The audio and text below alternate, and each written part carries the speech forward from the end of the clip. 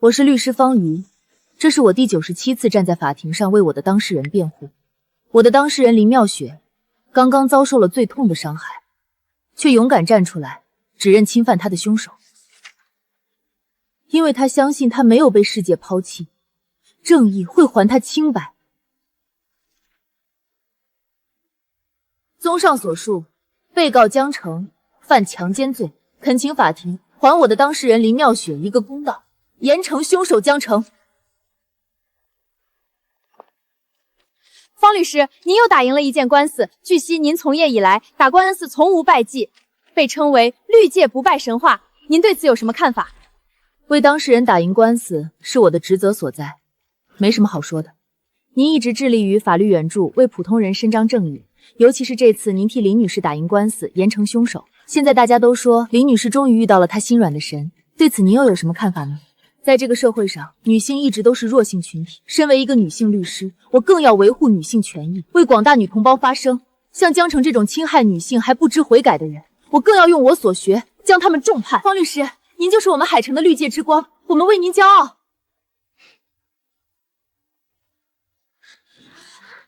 林女士，对于今天江澄被判刑一事，你有什么想法？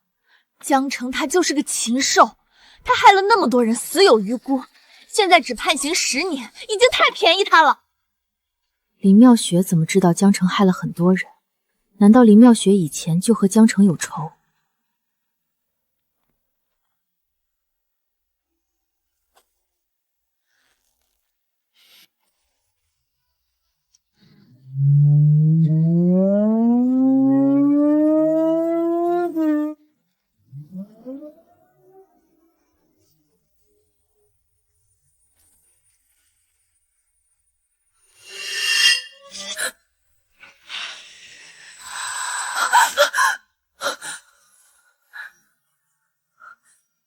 我不是被江家派来的人杀死了吗？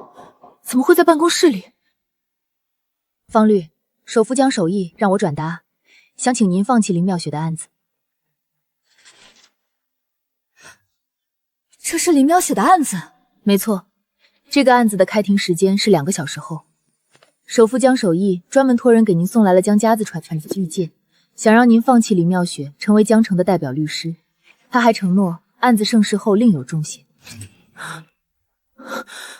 这个案子我不是已经帮林妙雪胜诉了吗？怎么又要开庭？难道我重生了？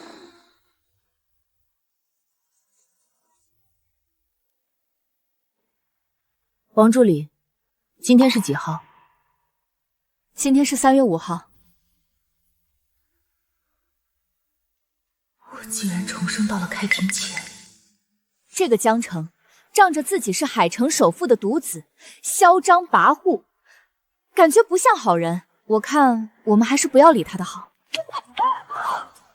救我！上一世，谢谢方先生，礼物我退还了方守义送来的礼物，选择帮林妙雪打赢了官司。本庭宣判，最后却落得惨死的下场。这一世，我还要重蹈覆辙吗？方律，不行，我不能死。我死了妹妹怎么办？我们从小父母双亡，相互依偎长大，她现在还小，我不能离开她。林妙雪，只能对不起了。王助理，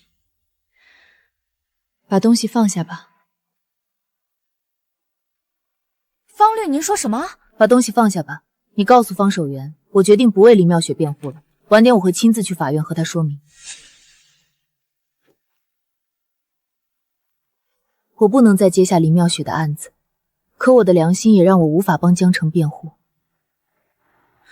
我只能晚点去法院亲自向方守明解释了，希望不要因为我连累到念念。喂，念念。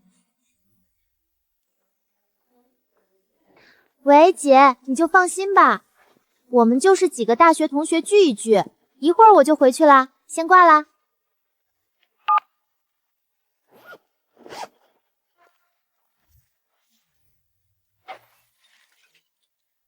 对不起啊，我没看路。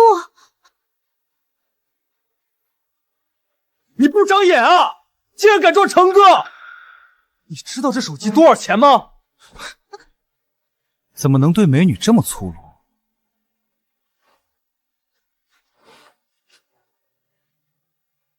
小妹妹，撞了人，一句对不起就完了？我真的不是故意的。您的手机多少钱？我赔给您。这些够吗？如果不够，我再加。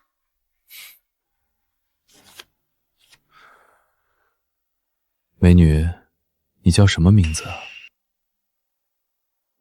我叫方念念。方念念，名字真好听。不过，你觉得我江城差这点钱吗？成哥可是海城首富江守义的独子，别说一个手机，就是这整栋会所，成哥一句话也能买下来。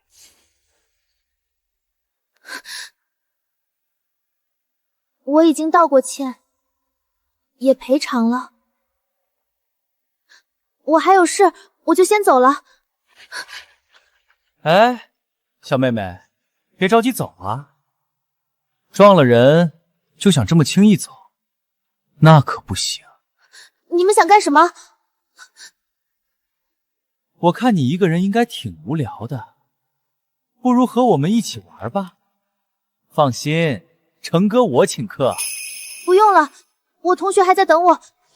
成哥请你喝酒，那是给你脸，别给脸不要脸。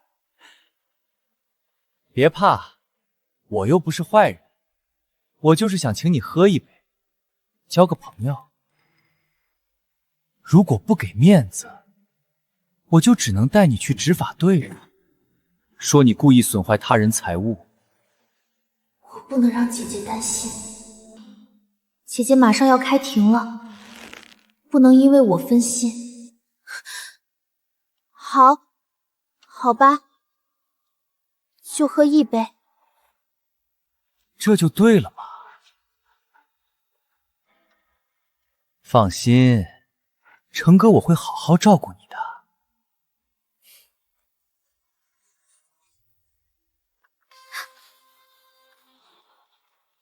来，坐这儿。我就站这儿吧。酒呢？我喝完就走。成哥让你坐你就坐。就一杯，你撞坏我的手机，不能这点面子都不给吧？我真的不会喝酒，我酒精过敏，喝了会起疹子的。过敏？那更该喝了，以毒攻毒嘛。来，成哥我喂你。喝一个，喝一个。小妹妹，成哥敬的酒，多少人想喝还喝不到呢。就是，别不识抬举。挺厉害啊！来，再来一杯。好酒要配美女，这才对味儿嘛。敬酒不吃吃罚酒，你进了这个房间，还以为能轻易走出去吗？我告诉你，如果今天我不满意，你就别想轻易离开。这海城还没人敢保我江城的面子。不要，放开我！既然不会喝，成哥我亲自教你。这才乖嘛。姐，救我！皇冠会所，快！成哥，这妞看起来挺纯的，一会儿怎么处置？急什么？先玩够了再说。这种清纯大学生，玩起来最有意思了。成哥，他好像在给谁发消息。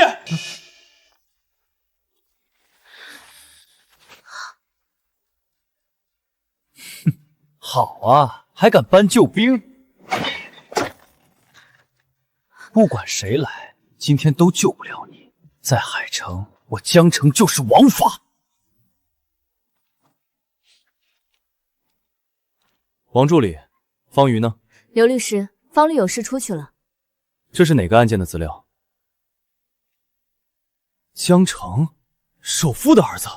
没错，方律原本准备替林妙雪辩护，后来又改变主意了。这资料也就没什么用了。小美人，现在就只有我们2个了，你到底怎么样才能放我走？那就要看你的表现了。我姐姐是海城最好的律师，你如果伤害我，她一定不会放过你的。你觉得我会怕一个律师？小妹妹，就算是天王老子，今天也救不了你。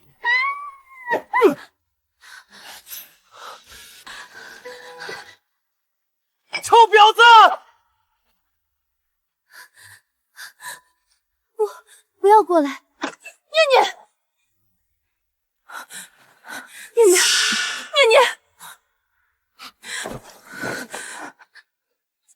念，姐终于来了。别怕，姐在。告诉姐，谁干的？他们对你做了什么？他们灌我酒，还想把我哟，姐妹情深啊，真是感人。不过方小姐，你妹妹撞坏我的手机，又打伤我，这笔账怎么算？是你，江城，前世害死我的凶手，今生竟又欺辱我妹妹，新仇旧恨，我绝不会放过你。江城，你这个人渣，你对我妹妹做了什么？是我又怎样？不过陪她喝了杯酒而已。你妹妹太不识抬举，洒了我一身酒，还抓伤我的脸。我教教她规矩，有错吗？你这叫教规矩，你这叫故意伤害。你涉嫌强奸未遂、非法拘禁，数罪并罚，够你进去蹲10年。10年？在海城，老子就是王法。你知道我是谁吗？海城首富江守义，那是我爸。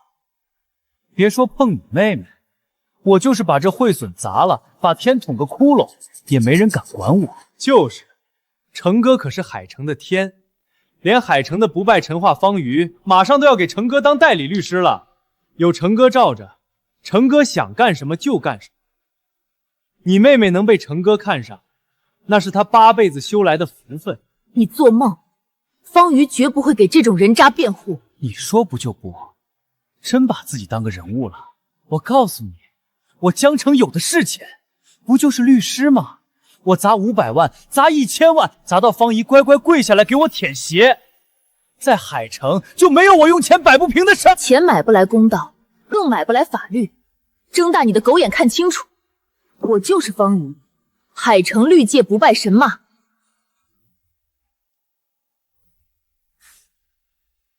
你说什么？完了，成哥，她竟然是方瑜。方瑜这个女人相当厉害，经手的案子从无败绩。我们这么对她妹妹，她一定不会放过我们的。臭婊子，拿一张假的律师证就想骗我？你看清楚，这是货真价实的律师证。货真价实？呸！就这种假证，10块钱我能买2张。敢拿这种东西来骗我，真是找死！好啊，敢拿骗我们成哥，真是活腻歪。不跪下给我哥道歉，你今天别想走。不能再拖了，我得赶快送念念去医院。这个翡翠玉戒是江家的传家宝，是江守义专门送给我的，这足以证明我的身份了吧？竟然真的是翡翠玉戒，难道这个女人真的是方瑜？老子今天就让你死明白！等着，我这就跟我爸打电话。爸，臭小子，都快开庭了，你怎么还不来？爸，我想问问你，我们家传的翡翠玉戒你是不是送人了？你怎么知道？那个翡翠玉戒我送给方律师了。什么？翡翠玉戒竟然真的被我爸送给了方瑜？爸，我有事想跟你说。有事回头再说。方律师来了，你小子也赶紧过来。王助理，你来了。王助理，方律呢？方律很快就到。你现在知道我的身份了，我可以走了吧？放屁！我爸说了，方律师已经到法院了，你就是个假冒的。怎么可能？臭婊子竟然敢骗我，我弄死你！成哥，执法队来了，老爷子千叮万嘱，让你最近不要惹事儿，咱们还是先走吧。算你们好运。念念，你坚持一下，我现在送你去医院。这个臭小子都快到时间了，怎么还没来？做出这种丑事，还好意思出来抛头露面，真是不知廉耻！是江城那个畜生犯罪，我的女儿没有做错。谁犯罪可不是你们能说了算的。我告诉你，我已经请了方瑜律师来给江城辩护，你女儿这次就等着坐牢吧。什么？江首富竟然请到了方律师？江少，您终于来了。我们刚刚听江首富说，你请到了号称绿界不败神话的方瑜律师为你辩护，是真的吗？没错，是真的。今天的二审就是方律师给我辩护。林妙雪，你就等着坐牢吧。妈，我们怎么办啊？苍天啊，你真的不给我们活路吗？方律，您这是怎么了？没事，资料查好了吗？都在这里了。江城，上辈子我帮林妙雪打赢官司，被你们家害死，老天给我一次重来的机会，我一定保护好自己，也要让你知道，你违反法律将会付出怎样的代价。这方律师怎么还不来？眼看就快开庭了。爸，这个方瑜该不是反悔了吧？他一定会来的。我不光把翡翠玉戒送给了他，还给了他500万的律师费，他怎么会跟钱过不去？对了，你刚才电话里要跟我说一件事，什么事儿？那个呀，也没什么大事儿，就是一个不长眼的女人惹我，我给了她点教训。最近你在风口浪尖上，给我小心着点儿，不要在外面惹是生非。我知道了。妈，我听说他们找来的那个叫方瑜的律师很厉害，从来没有打输过一场官司。难道我们这些普通人就真的没有活路吗？小雪不怕，妈妈也找了律师，我们是无辜的，我们不会输的。可是我们根本没有钱，律师费那么贵，我们怎么找得起律师啊？我申请了法律援助，有律师愿意不收费帮助我们，我们一定不能放弃。可是我们找的律师真的能打赢那个绿界的不败神星吗？这方瑜要是真来了，原告还有什么胜算？上次他替一个地产商打官司，硬是把原告送进了监狱。可不是嘛，海城谁不知道，方瑜只认钱不认人，江守一出了500万，他肯定卖力。就你们那免费的律师，怎么可能打得赢方玉啊？别做梦了！你们这些穷鬼，为了钱专门给我儿子设计仙人跳，我一定要让你们全都进去坐牢！苍天啊，你真的不给我们活路吗？爸，都快到时间了，这个方瑜到底还来不来啊？我来了。方律师，你可算是来了！方律师，您这脸是怎么了？刚才有人欺负我妹妹，还打了我。谁这么大的胆子，连方律师都敢动？总有些人根本不惧怕法律的权威性，以身犯法，殊不知他们所有的违法行为都会受到惩罚。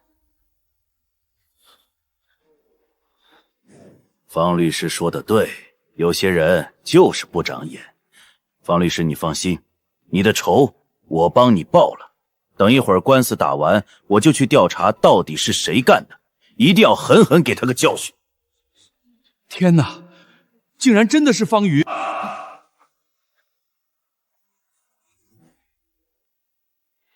方律师，我给你介绍一下我的儿子江城。江城，快过来给方律师打招呼。你这孩子，快过来呀！这孩子估计是有点紧张。江城少爷名声在外，一向是有勇有谋，怎么会因为区区一个强奸案就紧张呢？方律师，你过奖了。看方瑜这样子，肯定是要替江城辩护了。那这原告算是完了。上次一个案子，方瑜为被告辩护，就把原告送进去了。世上哪有这样的道理？强奸犯不用负责，受害者反而要去坐牢，我们这些穷人就活该被欺负吗？没钱你打什么官司？你们啊，就等着败诉吧。方律师，时间快到了，快入席吧。原告律师方瑜到场。原告律师，方律师，你在开什么玩笑？你可是我请来给小程辩护的律师。我正式声明，拒绝江城的委托，并且我将担任原告林妙雪的辩护律师。我知道了，你想加钱是吧？说吧，你到底想要多少钱？我全都给你，快回来给我儿子辩护。江守义，无论你给我多少钱，我都是不可能给江城这个社会败类做辩护的。方律师，你可是收了我的律师费的，我需要你给我个解释。你应该问问你的好儿子，到底都做了什么？孽障，你到底都干什么了？他刚刚说的那个打他的人，就是我三令五申让你最近不要惹麻烦，你倒好，欺负人欺负到方瑜头上了。他可不是个良善的角色，你这样对他，他怎么可能放过你？今天大反转，方月竟然要给原告林妙雪做辩护律师。有方月给林妙雪保驾护航，江城这次肯定逃不掉。爸，你救救我！你可救我这么一个儿子，我不能坐牢啊！方律师，他们穷得叮当响，可没钱给你付律师。你只要替我儿子辩护，你想加多少钱随便你开。方律师，我们确实没有钱付您律师费。你是不是申请了法律援助？是。那就对了，我就是来给你们做法律援助的。我犹豫了很久，只差一点，我就要答应为江城辩护，做出违背我内心的决定。但我现在想清楚了，法不能为不法让步，我会坚持初心，奋战到最后一刻。被告，你的律师还没到吗？时间已经到了，如果你没有律师出席，那就按照缺席处理，维持原判。哎，这可怎么办？我宣布，被告律师到场。居然是你！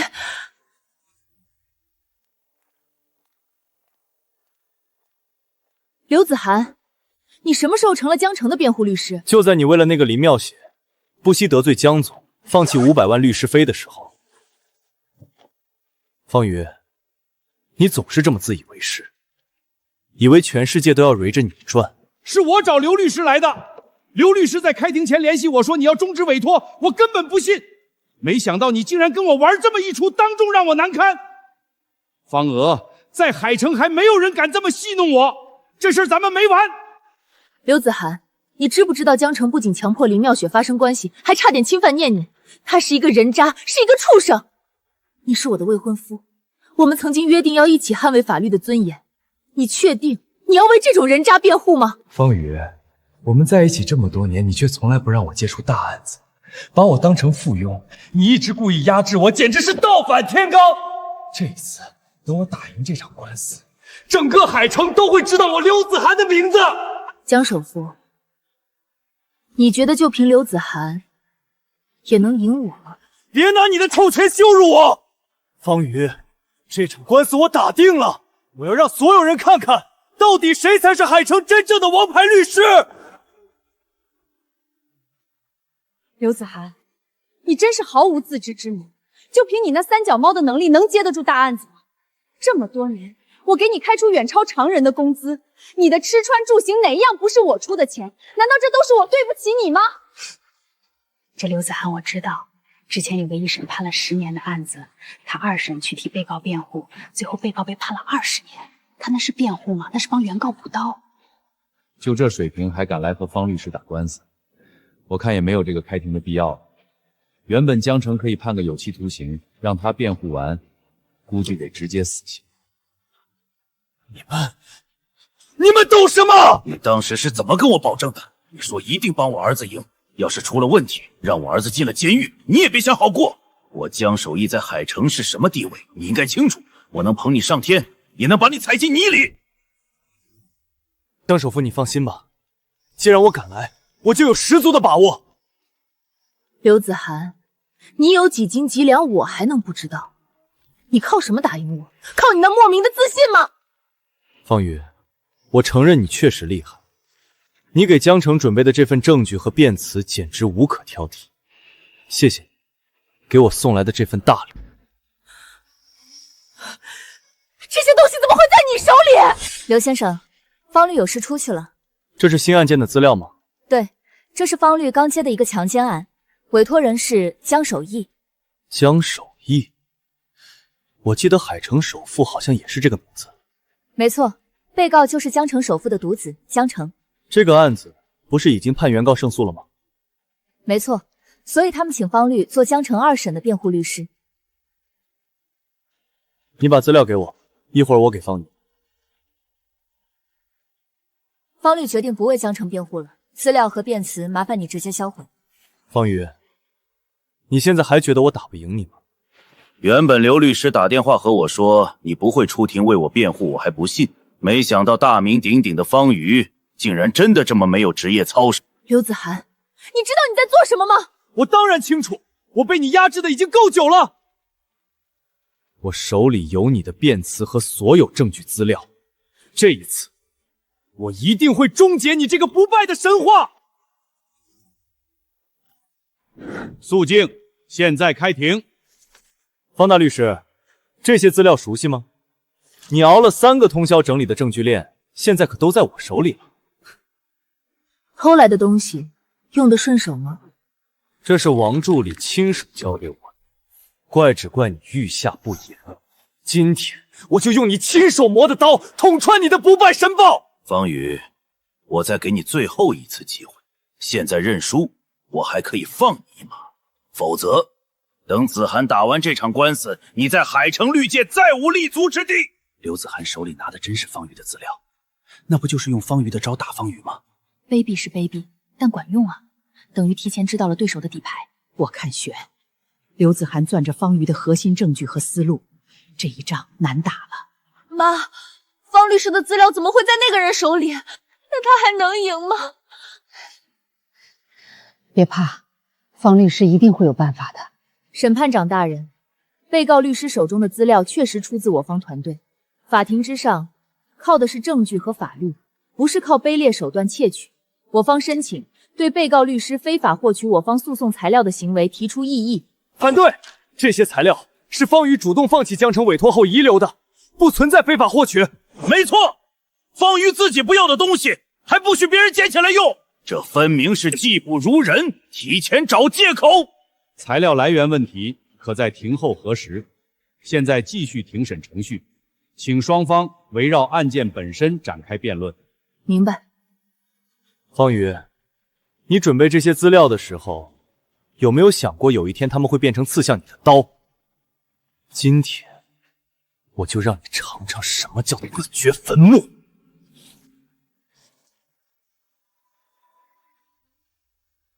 请原告律师陈述你的起诉申请。原告林妙雪控告江城于9月17日晚在皇冠会所对原告本人实施强奸，对我方当事人身心造成巨大伤害。根据刑法之规定，被告行为构成强奸罪，特向法院起诉，请依法判决。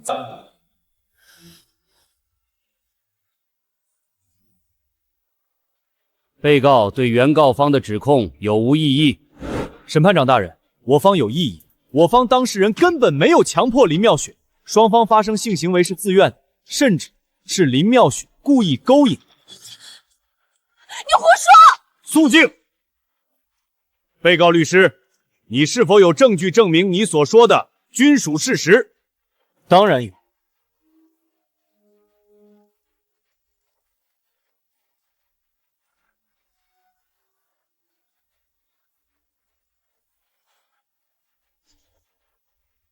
这段皇冠会所的监控显示，林妙雪穿着暴露，自己拿着房卡走进了江城的房间，这足以显示林妙雪的行为完全是自愿的，甚至可以说是她主动勾引我方当事人的。你胡说！我根本没有主动进那个房间，我什么都不知道。进入房间也并不代表我方当人愿意，甚至主动和被告发生关系。请注意你的措辞。林妙雪控告我方当事人江城对其进行性侵，并且索赔。可在医院的检测报告里，明确注注林妙雪当天并无饮酒，不存在意识不清醒的情况。审判长大人，原告林妙雪的证词和实际情况严重不符，其行为明显就是对我方当事人变相的敲诈勒索。我方认为，原告林妙雪对我方当事人强奸的指控不成立，应判无罪。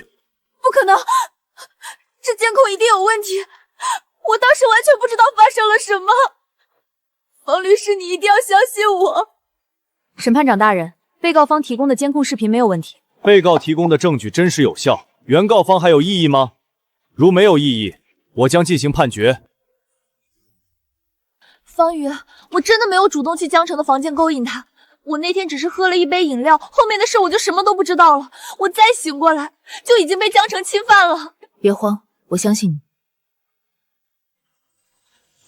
林妙雪，你的一面之词是不能作为依据的，法庭是讲究证据的，你根本没有证据证明江城强迫你，而我们却有监控可以证明你是自愿走进房间。事实如何，已经很清楚明了了。这个监控视频拍得很清楚，林妙雪确实是主动刷卡进入江城房间的，怎么看都不像是被江城强迫的啊。对呀，而且林妙雪说自己意识不清醒，可监控里她刷卡开门动作一气呵成，怎么看也不像是不清醒的状态啊。我看江城这次估计真的是被冤枉了，方瑜不败的战机要断了。原告还有新的证据要提供吗？审判长，证据还要再等一等。方瑜，我们没时间陪你过家家，你没有证据，就别再挣扎。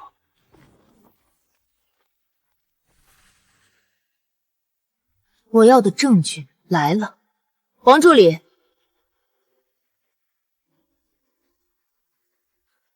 我的当事人在事发后去医院做了简单的检查，并没有查异常，但结合我当事人的描述，我发现其症状和服用一种药物的症状吻合，所以请医院重新做了检测。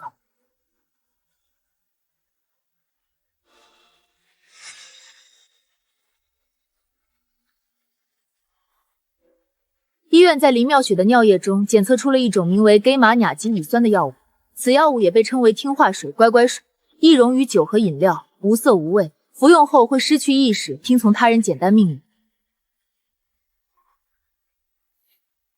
就是江城趁我的当事人没有防备，给他下了药，让他乖乖听话的自己走进房间。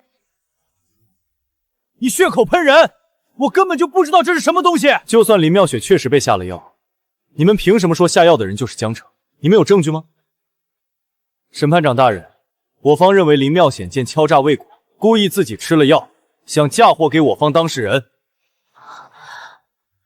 众所周知，江城的父亲江守义是海城首富，原告就是贪图钱财，想对我的当事人江城进行敲诈勒索。江家确实有钱，林妙雪如果是想借这个机会讹诈江家一笔，也很有可能啊。林妙雪家庭贫困，入不敷出，我是觉得这整件事情说不准还真就是林妙雪自己设的局，目的就是为了骗财。原告方，你们提供的证据并不能证明下药的人是被告江城，你们还有新的证据要提供吗？以为一个检测报告就能按死我，太天真了。检测报告不能，那购买记录呢？审判长大人，我们在网上查到了江城购买违禁药品的记录，其购买的药品种类和我方当事人体内检测到的药物种类完全一致，这足以证明被告确实以下药为手段，对我方当事人进行了强奸。美女，可以赏脸喝一杯吗？只是想和美女认识一下。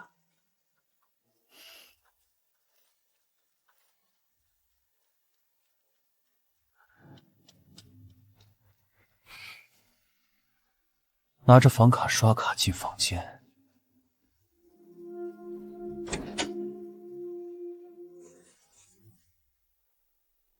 你个贱人！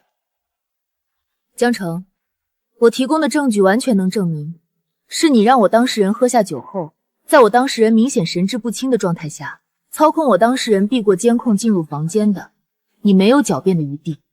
原告方提供的证据真实有效，足以证明江城所犯罪行。审判长大人，根据我国刑法第236条规定，以暴力胁迫或者其他手段强奸妇女的，构成强奸罪。江澄的行为已经严重触犯上述法规。刘律师，你不是说你能帮我们打赢官司吗？你快想想办法呀！审判长大人，我还有证据要提供。江澄购买并贩卖违禁药物，还和皇冠会所勾结，侵犯了很多来会所消费的女孩。我的妹妹就差点遭其毒害。在开庭前，江家还拿玉戒试图贿赂我，帮他们辩护。这是证物，江澄触犯多条法律，且行为恶劣，不知悔改，请法庭从严处理。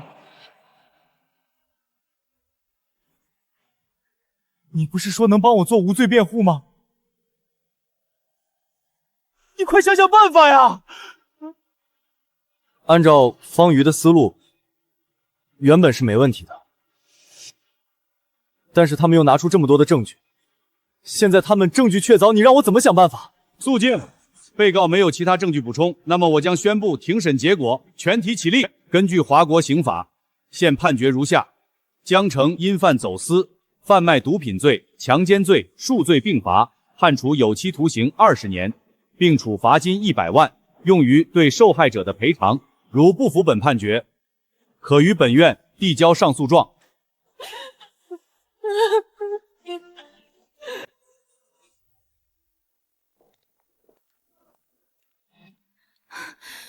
林小姐，针对这次案件胜诉，你有什么想说的吗？我非常感谢方瑜方律师，如果不是他，我没有信心能打赢这个案子。我感谢他，帮助了我，也让恶人受到法律的严惩。林小姐，这次案件的热度非常大，虽然你赢了官司，但是所有人都知道你被侵犯了，你会觉得羞耻吗？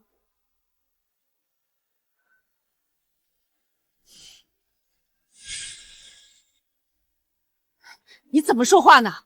我们不接受你的采访，起开！林小姐，你是不敢回答这个问题吗？女子的贞洁从不在罗裙之下。21世纪了，别人都不裹小脚了，你也别裹小脑了。犯罪的是江澄，而不是我。我依然清清白白做人，无愧于心。说得好，方律师，你没有错，以后更要好好生活。方律师，真的谢谢你，你真是个好人。这小姑娘看起来柔柔弱弱，还真是个厉害角色。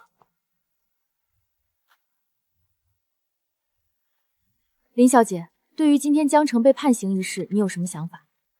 江澄他就是个禽兽，他害了那么多人，死有余辜，只判刑10年，已经太便宜他了。不对，林妙雪有问题。混账！竟然敢跟老子对着干，真是找死！江总，您先消火，身体要紧。你不是说一定能帮我打赢官司？现在我的儿子被判了20年，我可就这么一个儿子，你他妈是干什么吃的？江总，您听我说，这一切都怪方瑜。本来以我们的证据，令公子完全可以无罪释放，甚至还能告林妙虾敲诈勒索，是方瑜横插一脚，他临时倒戈，打了我们一个措手不及，才害了令公子啊！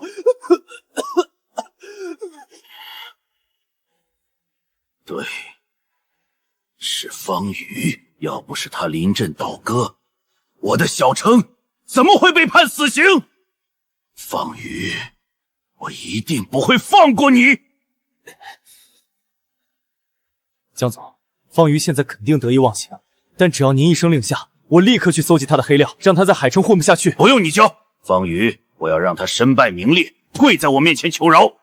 林妙雪，前世你在法院门口说他害了那么多人，死有余辜，那时我就觉得不对劲，一个普通的受害者怎么会知道江澄害了很多人？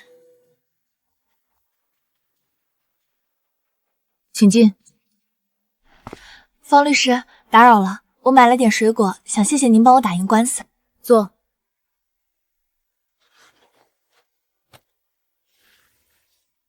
林小姐，看看这些，这是皇冠会所近1个月的监控，你几乎每隔2、3天就会出现。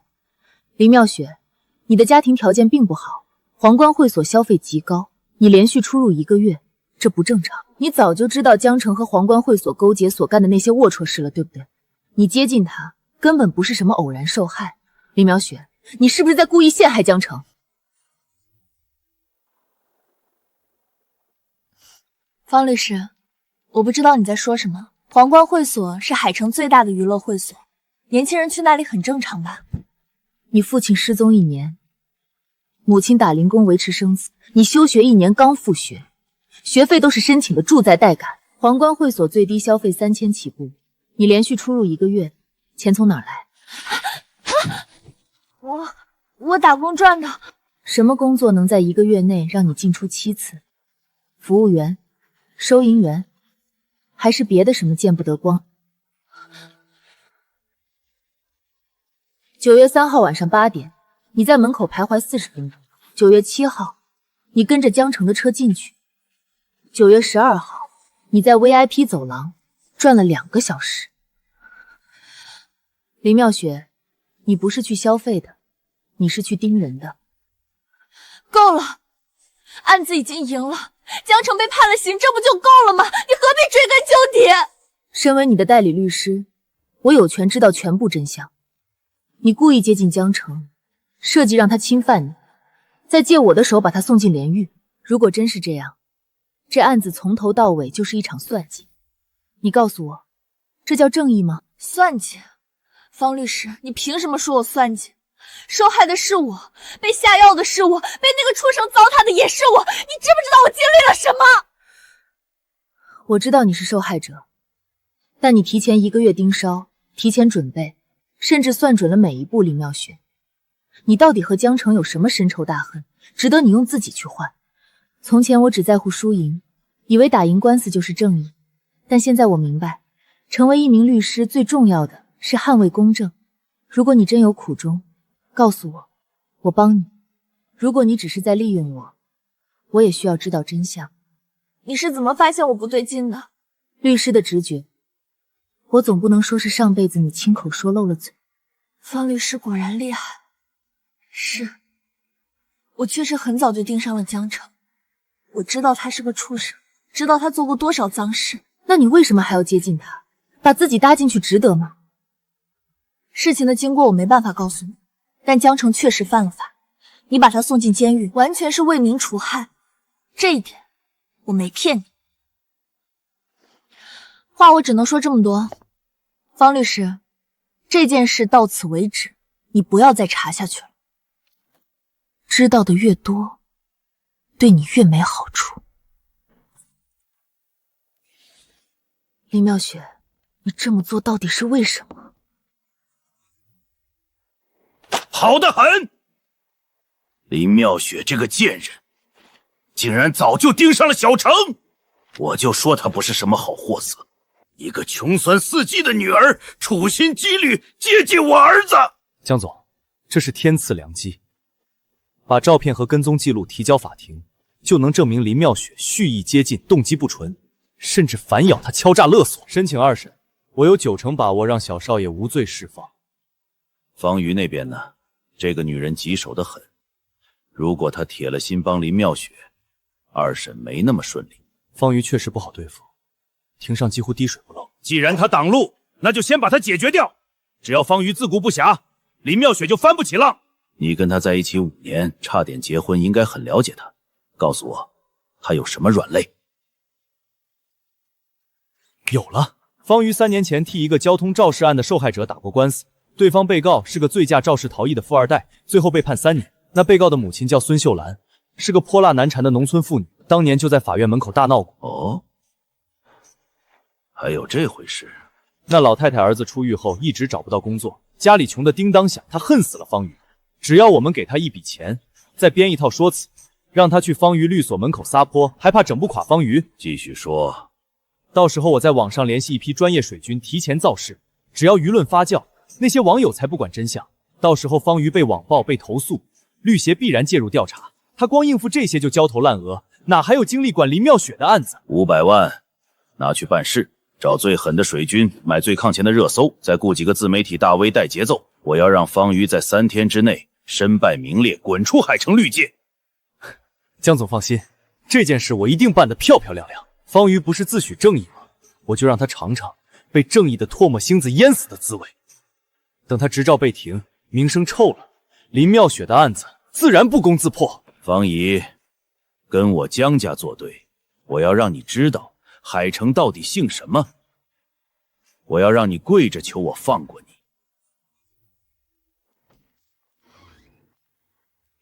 姐，我给你带了排骨汤，趁热喝。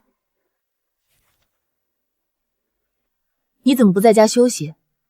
头上的伤还没好，乱跑什么啊？我没事，就是轻微脑震荡，躺2天就好了。姐，我听说你把江城送进监狱了，网上都传疯了，说你替受害人讨回了公道。江城那种人仗着有钱有势，觉得法律管不了他。我只不过是做了该做的事。姐，你现在的样子和咱们爸妈还在的时候一样，眼里有光，心里有正义。以前我接案子总想着赢，想着保持不败记录。现在我想通了，律师手里握着的是别人的命运，赢不是目的，公正才是。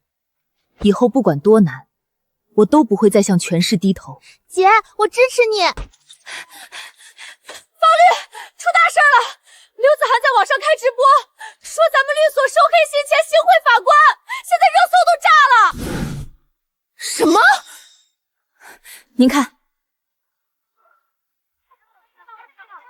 各位网友，方月打着法律援助的旗号，实际上专挑有钱人服务，谁给钱多就替谁卖命。他那些胜诉记录全是靠行贿换来的。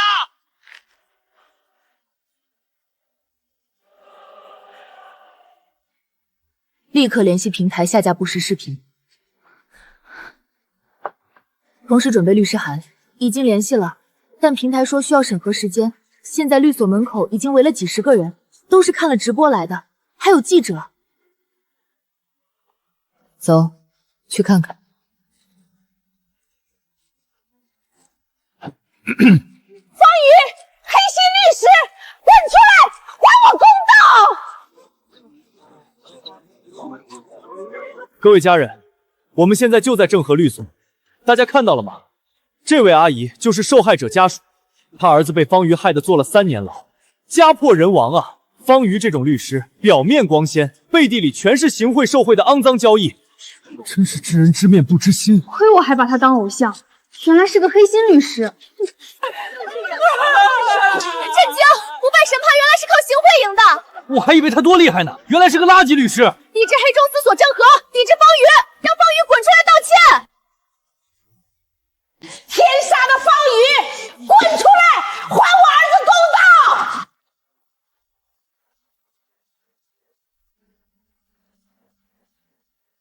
刘子涵，你又在搞什么花样？方大律师，你终于肯露面了。各位网友看好了，这就是海城不败神话的真面目。他收黑心钱，行贿法官，害得多少人家破人亡。方宇，你个黑心肝烂肚肠的，你不得好死！请你放尊重一点。尊重你们也配！3年前，我儿子就是被你害的，多好的一个孩子，被判了3年，出来他人不像人，鬼不像鬼，都是你害的！我认得你。3年前交通肇事案，你儿子醉驾肇事逃逸，导致受害者高位截瘫。你放屁！我儿子根本没喝酒，是你们污蔑他！血液酒精浓度180毫克，执法队报告、庭审笔录全部存档。你儿子醉驾撞人后逃逸，证据确凿，法庭依法判决。这和我有什么关系？有关系，就是你收了对方的钱，你跟他们合伙做局，你得负责！大家听见了吗？方瑜还在狡辩，他害了多少普通人，心里没点数吗？这位阿姨多可怜啊，儿子毁了，家散了，方瑜却住着豪宅。今天我们必须讨个公道。太惨了，这阿姨头发都白了。方瑜还穿名牌呢，钱哪来的？绿鞋的人呢？赶紧来吊销他牌照啊！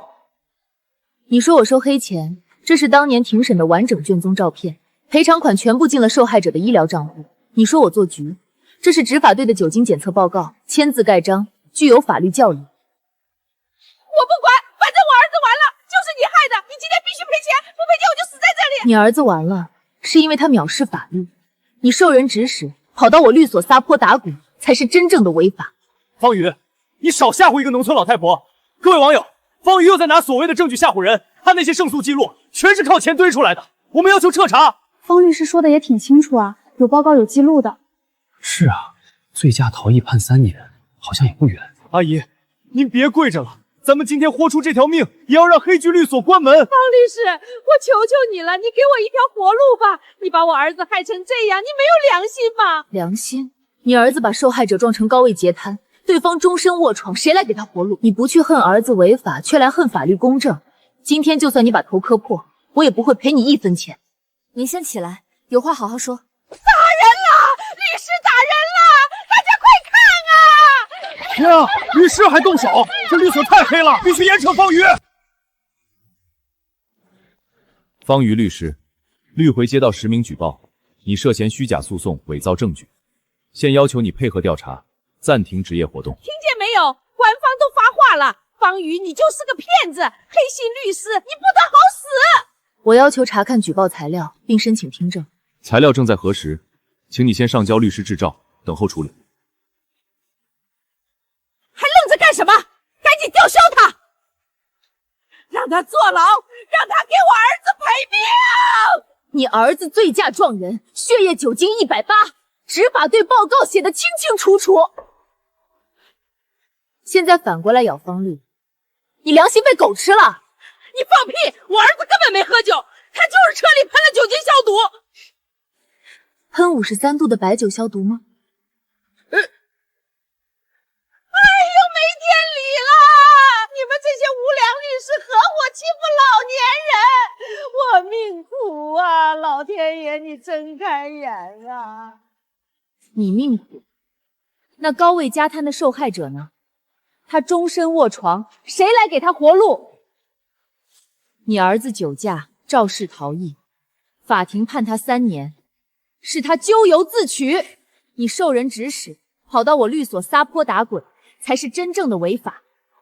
这受害者确实惨啊！要是真醉驾，判3年不冤啊！我不管，反正就是你害了我儿子，你今天必须赔钱，不赔钱我就赖在这儿不走了。各位看清楚了，方瑜到现在还在拿所谓的证据吓唬一个农村老太太。他执业这些年害了多少普通人？今天必须给我们一个交代！吊销执照！吊销执照！黑心律师滚出海城！欺负老人算什么本事？绿鞋的人呢？赶紧没收他驾照啊！刘子涵，你拿着我发的工资，住着我租的房，现在反过来造谣生事，你的职业道德呢？方瑜，你少拿资历压我！今天不是你我之间的事，是正义和邪恶的较量。正义？你勾结江家收黑钱，带人来砸我场子，这叫正义？方律师，请你现在立刻上交执照，不要转移话题。我可以配合调查，但请记住，今天你们调查的是一个替受害者讨过公道的人，而你们身后那个直播的，才是出卖灵魂的败类。原来你还勾结原告，你不得好死！你不得好死！你再敢碰我一下，我以故意伤害罪告你！你血口喷人！这是受害者当时的血液酒精浓度检测报告，180毫克每100毫升，严重醉驾。这是医院出具的伤残鉴定，受害者高位折瘫，终身卧床。你儿子醉驾肇事逃逸，证据链完整，法庭判决公正合法。我不管，反正就是你害了我儿子，你收了对面的黑心钱。我如果收了黑心钱，法庭会查不出来？你儿子服刑3年，是他咎由自取。你受人指使跑到我律所撒泼打滚，才是真正的违法。原来是这么回事儿，这大妈是被人当枪使了。方律师好像真没做错啊。各位网友，方瑜又在拿所谓的证据吓唬一个农村老太婆。她执业多年，只替有钱人说话，这是海城工人的事实。天哪，原来事实真相是这样的，那我们岂不是错怪他了？这件事他没错，但不代表他其他方面没问题啊。网上突然那么多传言，总不会是空穴来风吧？明显在带节奏，大家别信。你也看到了，这位女士根本拿不出实质证据，纯粹是胡搅蛮缠。所谓的虚假诉讼控告完全不成立。就算这件事有误会，但方瑜职业作风问题，海城谁人不知？律协难道不该彻查吗？刘子涵，你口口声声说我只替有钱人打官司，那我问你，林妙雪的案子我收了1分钱吗？你拿着我开的工资，住着我租的房，反过来造谣生事，你的职业道德呢？方律师，我们接到的举报并不是这位女士的。不是她的举报，还能有谁？是我。方瑜，你没想到吧？是你向律协举报我。没错，要不是你多管闲事，我儿子怎么会判死刑？江城犯罪铁证如山，法庭依法判决，你举报我也改变不了事实。改变不了，你自己看，1个月前林妙雪就开始跟踪我小程，9月3号、7号、12号，她次次都在会所附近转悠。她根本不是受害者，她是蓄意接近，故意设局。各位网友看清楚了，惊天大反转，林妙雪早就盯上江城了，这是一场精心策划的仙人跳。方瑜作为他的律师，全程参与策划。天啊，原来那女的也不是好东西，江城岂不是被陷害的？方瑜还号称正义律师呢，原来这么黑。几张跟踪照片就能证明合谋。江守义，你儿子性侵多名女性，走私迷药，铁证如山，法庭刚刚判了他死刑，你现在拿几张照片就想翻案？不是翻案，是揭穿你虚假诉讼。方瑜身为律师，伙同原告设计陷害被告，这叫知法犯法。你们还愣着干什么？立刻吊销他的执照。方律师，这些照片你怎么解释？如果林妙雪确实长期跟踪被告，你们的诉讼动机就存疑。照片只能说明林妙雪调查过江城，不能证明我参与合谋，更不能证明我虚假诉讼。你少狡辩，你是他的代理律师，他跟踪调查你不知情，谁信？你们分明是一伙的。方瑜，事实摆在眼前，这一次谁也救不了你，你等着身败名裂吧。方律，您说话呀，不能让律协吊销牌照，否则律所就完了。事实就摆在眼前，方瑜，这一次谁也救不了你。方律师，你还有什么要辩解的吗？没有。方律，哈哈哈哈哈哈！方瑜，等你的执照被吊销了，我看你还怎么去帮林妙雪。这边的事儿办完，我就申请2审，收拾完你，我就马上去收拾那个林妙雪。我要让你们都付出代价。方律师，请你上交你的执照。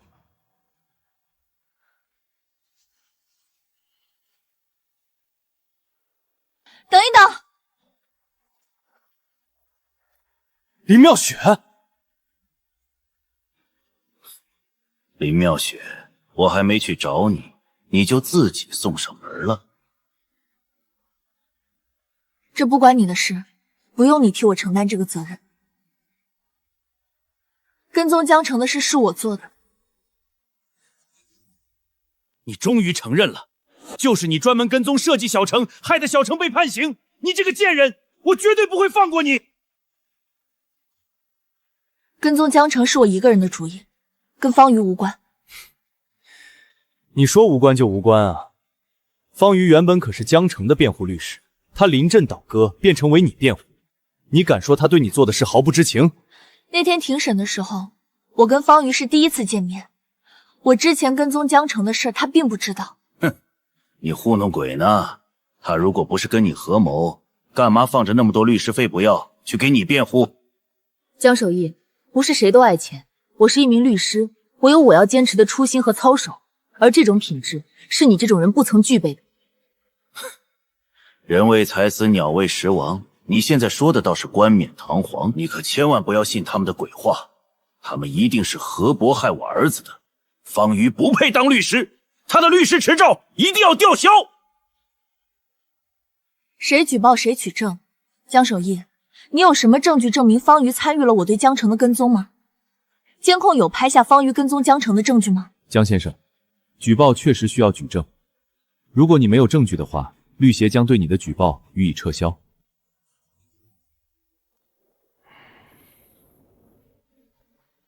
事实如何已经很清晰了，江守义根本没有证明我虚假诉讼的证据。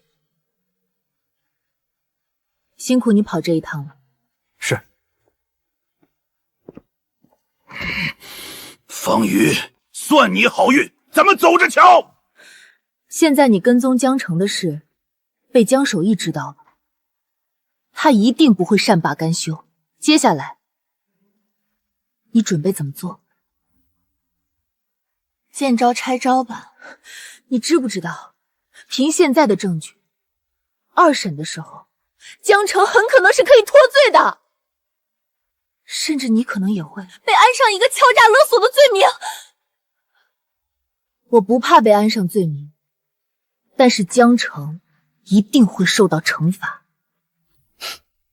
我不会让他全身而退的。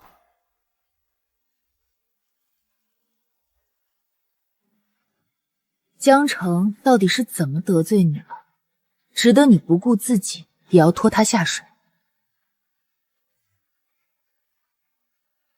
这件事情知道了，对你没什么好处。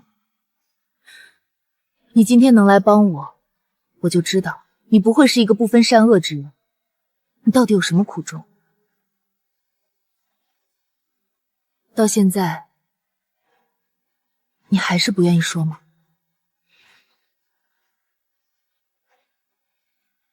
江城他杀害了我的父亲。什么？原本我有一个幸福的家庭，我和爸爸妈妈一家3口。虽然生活并不富裕，但充满了温馨。可这一切，在我父亲进入江家当司机后，就全都变了。你出去吧，让你出去没听到啊？赶快滚！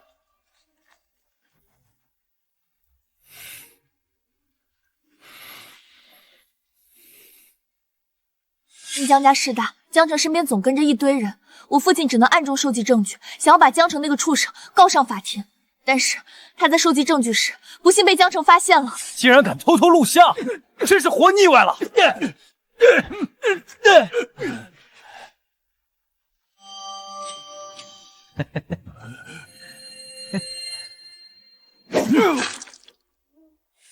江城竟然丧心病狂的杀害了我的父亲。我父亲在被杀害前就告诉我和母亲，如果有天自己出了什么事，就让我和母亲躲起来远离江家。可我恨我父亲那么善良的一个人，凭什么要死在江城这个恶魔的刀下？我一定要找到江城杀害我父亲的证据，我一定要把江城绳之以法。所以你故意设局接近江城，给他设了这个局，想陷害他强奸。我确实是故意接近他，想找到证据，可是没想到江城竟然看上了我。当时他递给我的酒，我喝完就跑到卫生间去催吐了。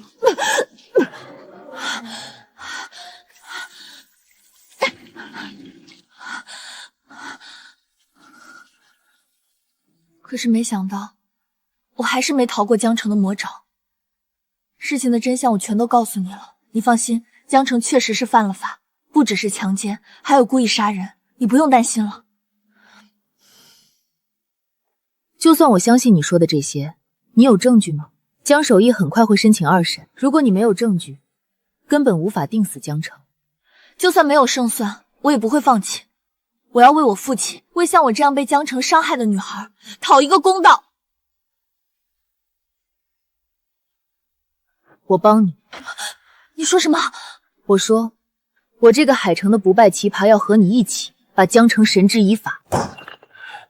竟然又让方瑜逃过一劫，这个贱人害得我儿子被判20年，我绝不会善罢甘休。江总，方瑜现在得意，让他先蹦跶几天。当务之急是赶紧申请2审，把江公子捞出来。只要2审翻案，方瑜的不败神话自然就破了。2审你有几成把握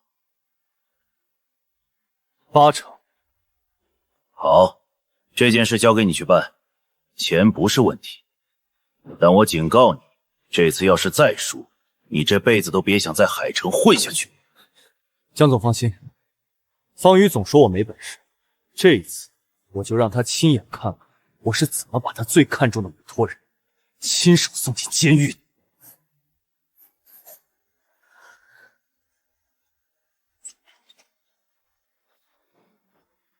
方律，刚收到法院通知，江守义申请2审了，明天上午9点开庭。这么快？1审才结束多久？他们动作也太急了。江守义就这么一个宝贝儿子，当然急着把他捞出来。2审越仓促，说明他们越心虚。方律师，2审你有把握吗？江守义肯定请了最好的律师，还准备了新证据。妙雪，看着我，1审我们能把江城送进去，2审就能让他永远翻不了身。江守玉和刘子涵那点伎俩，我清楚得很。他们无非是想反咬你一口，说你设局，说你敲诈。方律，我已经查过了，刘子涵最近频繁接触皇冠会所的人，还在调取你之前给林小姐做的心理评估报告。他很可能想从精神状况和动机上攻击林小姐。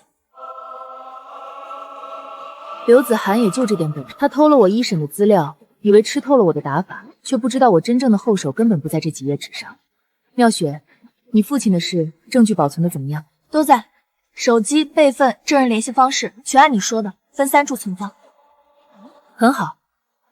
2审我们不只要守住1审的判决，还要把江城盯死，让他连上诉的机会都没有。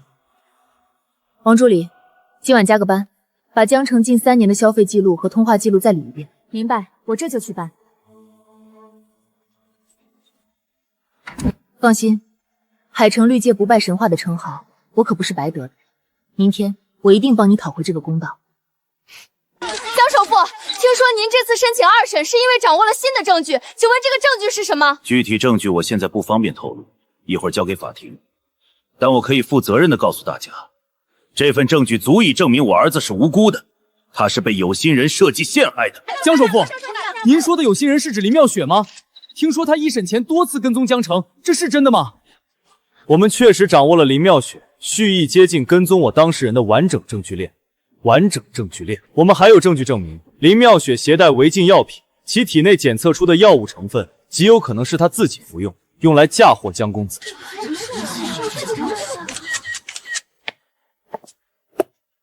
马上到开庭时间了，林妙雪还没来，不会是知道自己没有赢得希望，干脆不敢来了吧？他们来不来都不重要，这一次我们赢定了。有方瑜之前准备的那些材料，我闭着眼都能打赢这场官司。刘律师未免太有自信了。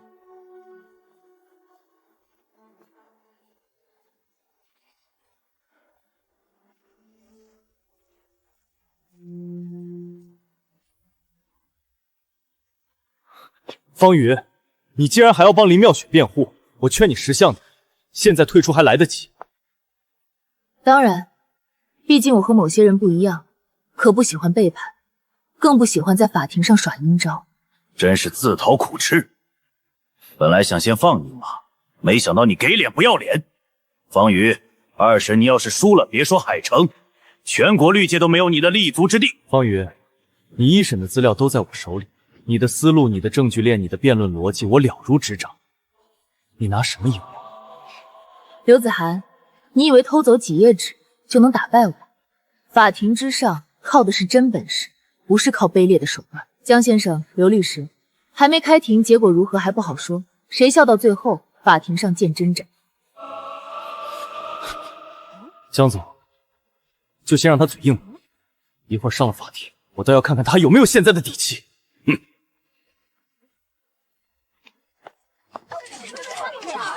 别怕，有我在。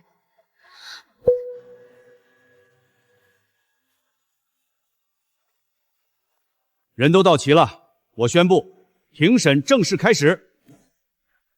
被告律师，你主张被告是否有新的证据补充？当然有。审判长大人，在案发前1个月，原告林妙雪多次跟踪监控我的当事人，这是监控拍下的照片。林妙雪在案发前就已经对我当事人进行跟踪，可见其早就对我当事人心怀不轨。林妙雪确实早就在调查江城，可她并没有做出任何偏激行为，不触犯法律，且林妙雪调查江城和江城侵犯林妙雪的案件事实并不冲突。原告律师上述内容合理，被告方还有新的证据要补充吗？有，我还有新的证据要补充。这是皇冠会所监控拍下的照片，林妙雪手中也有迷药，所以林妙雪体内检测到的迷药很有可能是林妙雪自己服用，用来嫁祸我当事人的。原告方，你们是否有异议？我方不同意被告律师的说法。你难道要说这张照片是假的？林妙雪根本就没有迷药？不，照片是真的，那个瓶子也确实在我当事人手里。哼，你认罪就好。谁说我认罪了？这瓶子里根本就没有迷药。你说什么？我当事人林妙雪偶然发现被告江城购买迷药，他怕江城用迷药害人，所以想找机会拿装了清水的迷药瓶子替换江城真正的迷药，但是还不得手就被江城侵犯了。你有什么证据证明这瓶子里没有迷药？这是我方当事人购买迷药瓶子的购买记录。证据没有问题。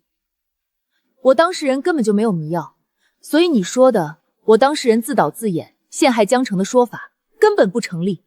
就算林妙雪没有自导自演，但是她跟踪江城总是事实吧？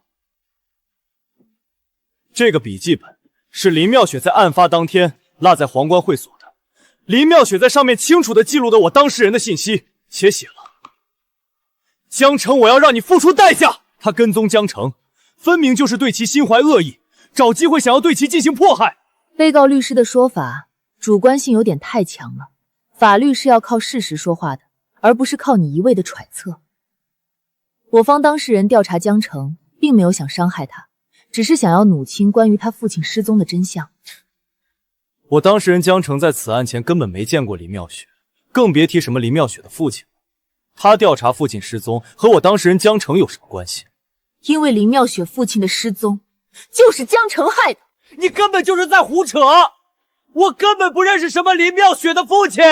具体情况就由我的当事人林妙雪来为大家说明吧。我的父亲叫林国栋。什么？你竟然是林国栋的女儿？江少爷这是想起来了，没错，我的父亲就是江家之前的司机。就算他是江家的司机，也不能说他失踪就是江城害的吧？当年我的父亲进入江家当司机，每天接送江城，不小心发现了江城给女孩下药迫害女孩的事。我父亲他心地善良，收集证据想要举报江城。江城发现了我父亲在他下药时偷偷录像，让人毒打我的父亲，最后甚至把我的父亲残忍杀害，只为了掩盖他自己的罪证。我接近江城就是为了调查真相。胡言乱语！你别以为编造出这么一个故事就可以洗脱你自己的嫌疑。就是，你说我杀了你父亲，你有证据吗？审判长大人，林国栋确实是我家之前的司机，但是1年前他就突然失踪了，我根本不知道他去了哪里，更没有做过林妙雪所说的杀害林国栋的事。您明察呀！原告，你控告江城残杀你父亲，可有证据？你没有证据，说的就都是空话。谁说我们没有证据？证据就在这里，江城，能够指证你杀害林国栋的证据就在这里。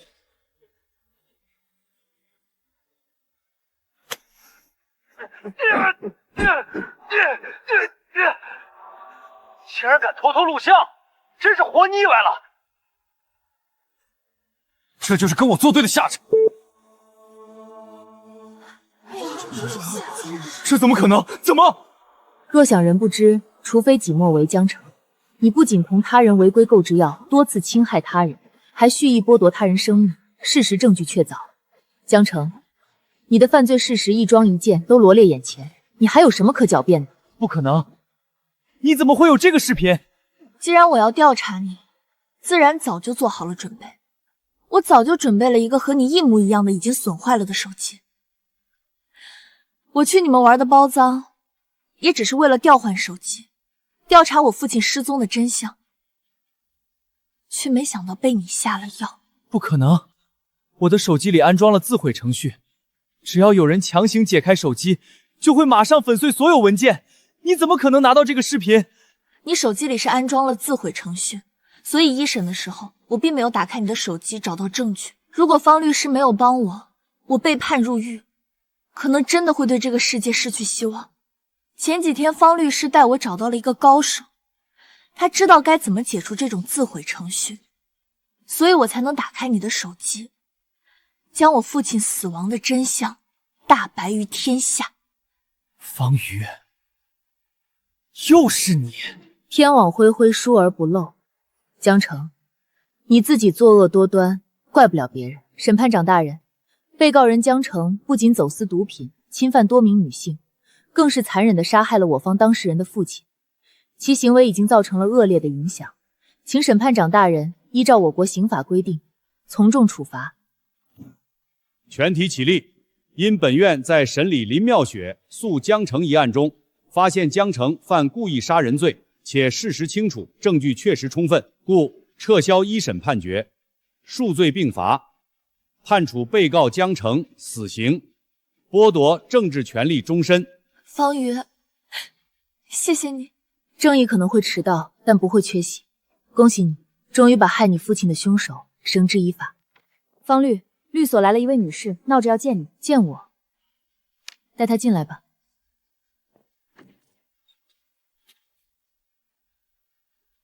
您找我是有案子要委托吗？请坐。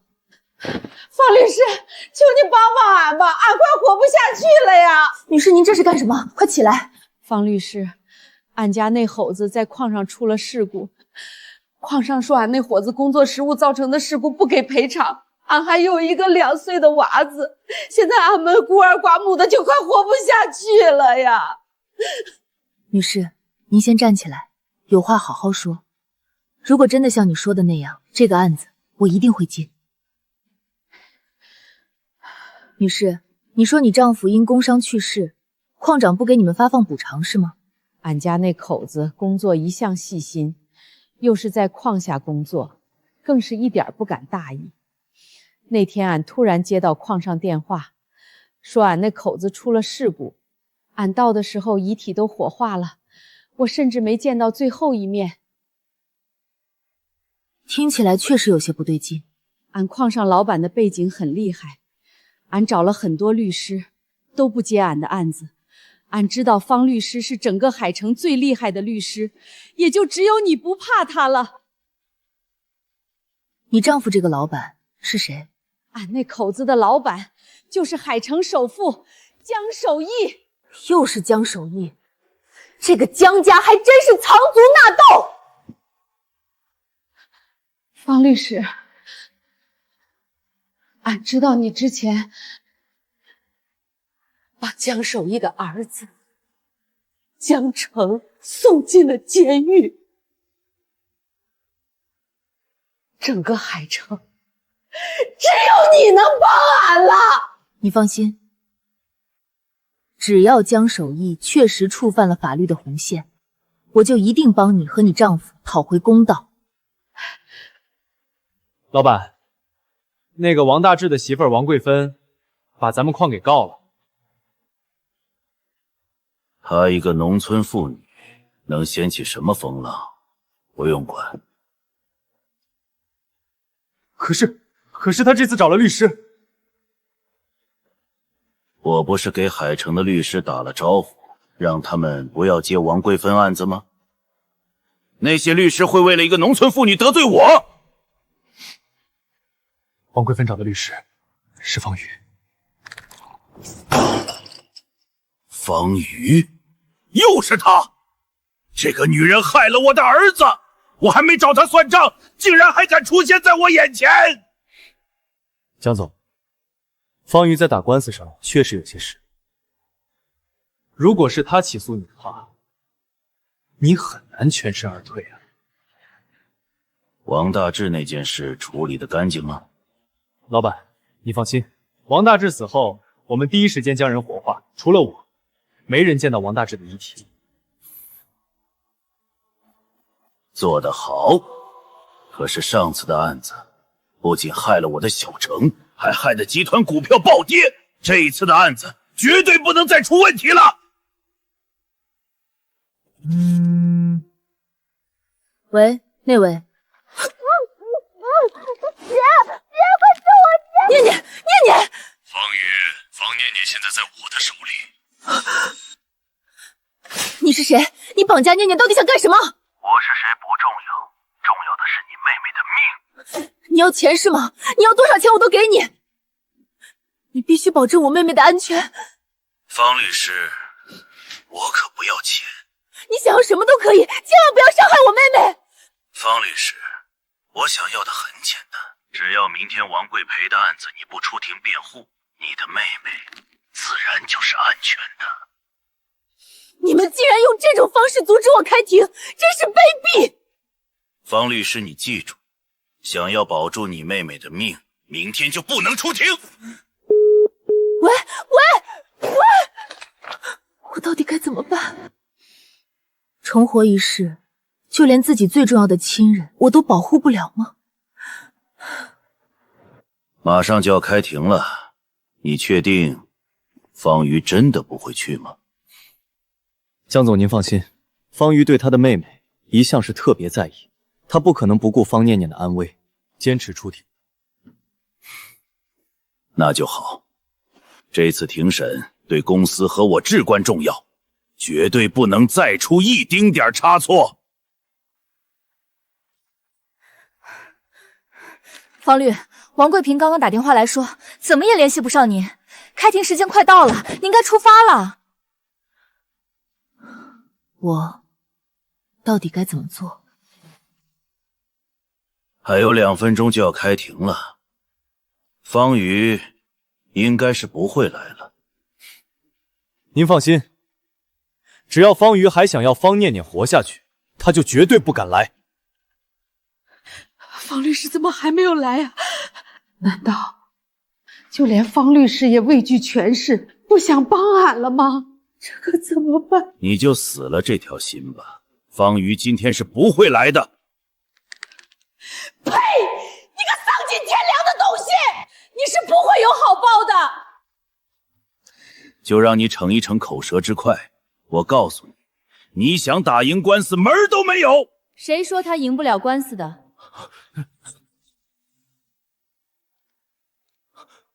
方瑜，让我说的话，这场官司他一定能打赢。方律师，俺还以为你今天不会来了。我跟你保证过，只要你说的是真的，我就一定会接下这个案子。你放心，有我在，一定不会让你再被欺负。你不是说方瑜不会来吗？不应该啊！方瑜对方念念那么好，怎么可能不管他？我不管你用什么办法，这次一定不能输，否则我完了，你也逃不掉。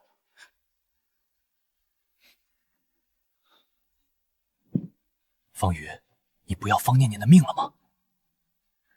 我是一名律师，我的职责就是替我的当事人打赢官司，保护我当事人的权利不受侵犯。无论发生什么，我都不会丢下我的当事人不管。疯了！你真的是疯了！你就是个疯女人！刘子涵，你别再执迷不悟了，趁你现在还没有陷得太深，早日收手吧。你做梦！我绝对不会输给你的。怎么样，方瑜答应不为王贵芬辩护了吗？方瑜，本案系王贵平诉被告江守义生命权纠纷一案，现在开庭。首先由原告宣读诉讼取求。审判长大人，各位陪审员，请先联我向你们提起一个名字：王大治，39岁，他是一个矿工，也是一个丈夫，一个父亲。他下井是为了养家糊口，上井是为了回家团圆。可就在那一天，他下井后却再也没能回来。王大治死后，他的妻子王贵芬女士甚至连他的遗体都没有见到。王大治的遗体被矿里匆匆火化，王贵芬女士向矿老板问询真相，却得到是其操作不当才导致身亡。矿里连赔偿都没有的回复。今天我的当事人王贵平女士，她不要怜悯，不要施舍，她只想要一个法律的公道。请审判长大人依法惩治被告江守义，并责令其对王桂华女士作出赔偿。我反对，这事跟我无关。当时明明就是王大治自己违规操作，不是矿里的责任。我还没追究他给矿里带来的损失，你们还好意思来找我索要赔偿？真相如何，不是靠你就能去否认的。审判长大人，我们矿上有完整的作业规则和安全培训记录，事故的发生完全是死者违规操作造成，矿方已尽到全部安全义务，无任何过错，自然也不用承担任何责任。没错，是他自己不要命，跟我可没关系。被告方提交的作业规程和安全培训记录已经确认无误，原告方还有新的证据提供吗？当然有，我这里有矿场近1年的安全检查记录。审判长，这份记录中明确显示，矿井之故超过使用期限已经长达3个多月，井下的安全通道长期堵塞，无人清理，应急救生设备更是全部失效过期。这就是你们说的已经尽到了安全义务？你怎么会有这份文件？反对，这些只是刑事问题，与事故根本没有直接的因果关系。刑事问题？一条人命没了，你告诉我这是刑事问题？我们走访了王大治的工友，当天和王大治一同作业的2名工人均证实，王大治全程按规操作，从未违规。证言不具有客观性，不能采纳。而且即使矿场存在管理瑕疵，也不能直接认定全责。原告的证据依然无法证明王大治的事故完全由矿场导致。目前看来，方明胜诉的概率很小啊。是啊，除非方明有新的证据，否则这一次刘子涵就要彻底翻身了。审判长大人，俺们真的没有说谎，俺男人平常可仔细了，他不可能犯那种错的。是人就会犯错，你还是不要对王大治太有信心了。审判长大人，刚才我提供的证据是想证明王大治身亡是因为矿场的安全隐患，但现在我必须向法庭揭露一个更恐怖、更丧心病狂的真相。我刚才所提供的证据，其实都不是本案最关键的证物。原告方律师，你这话是什么意思？审判长大人，我方当事人的丈夫王大治根本就不是死于他方，王大治他根本就不是被压死的，他是被人活埋致死的。你胡说！肃静！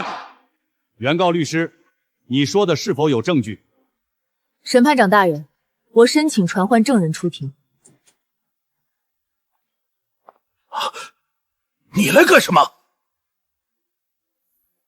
审判长大人，证人已到。现在，请你明确的告诉所有人，王大治的死因到底是什么？是他指使我把王大治活埋的，不是我。你血口喷人，我根本没让你干过这种事儿。肃静！证人，你继续说。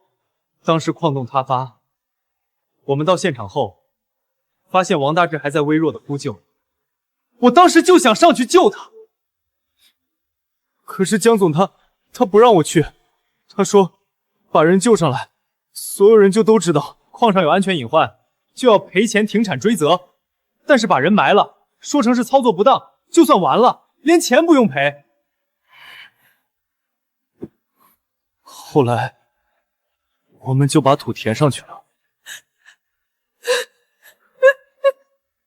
江守义，你听清楚了，你不是疏于管理，你是为了掩盖事故的真相，恶意的杀害了一个活人。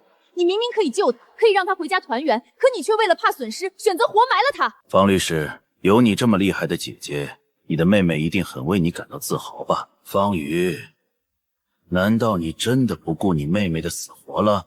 是，我妹妹她一直都很为我自豪，所以我更不能辜负她的期望，做一名不畏强权、不惧生死的律师。江总，法不会向不法让步。方律师，您该出发了。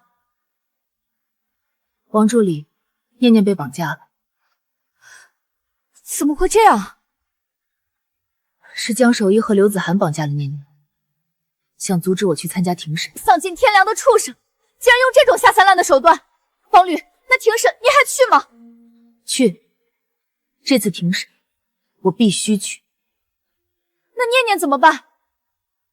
王助理，你记得经常跟在江城身边的那个跟班吗？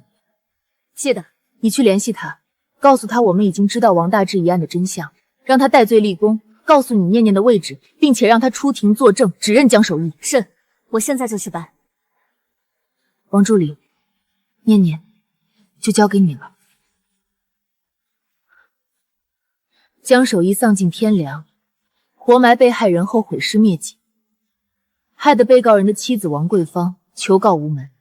为了维护法律的公正严肃，审判长大人，请法庭从重处理被告人江守义。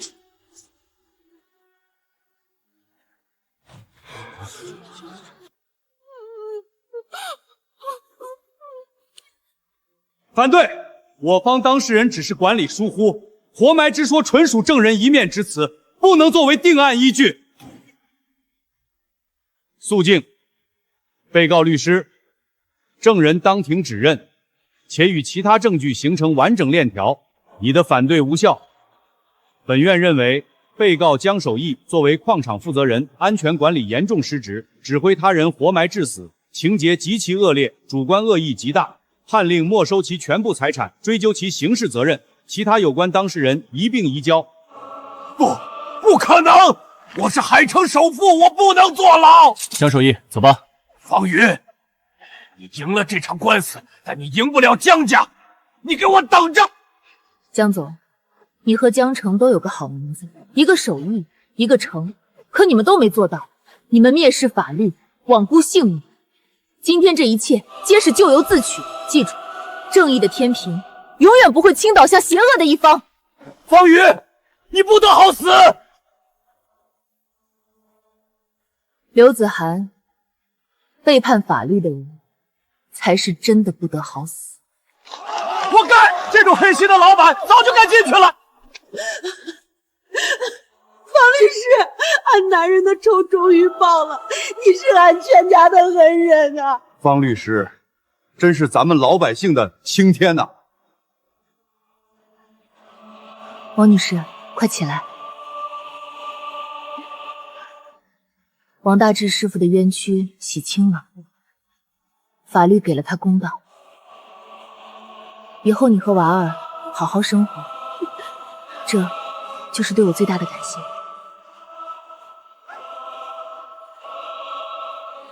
这是我的电话，以后有任何困难随时找我。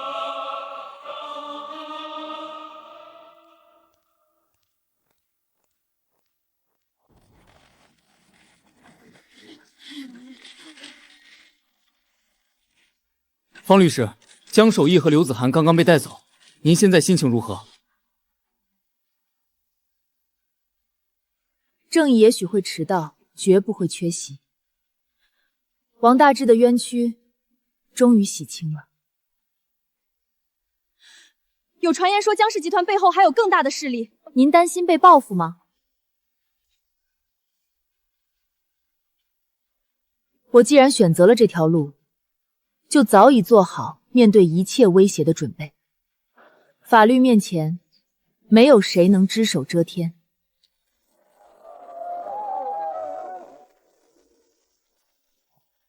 我哥手艺一世英名，竟然毁在一个女人手里。江二爷，你可得救救我！救救我！我都是听江总的命令办事啊！办事啊！救你，可以，但我要你帮我做一件事。什么事？方瑜让我江家身败名裂，我不会那么轻易放过他。我要他生不如死。你在他身边那么多年，我要你帮我。您放心，我和他已经不死不休。很好，你等着吧，明天就会有人带你出去。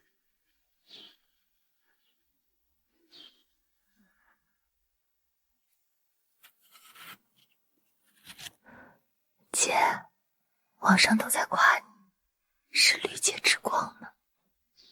什么光不光的，只要你平安，姐就安心了。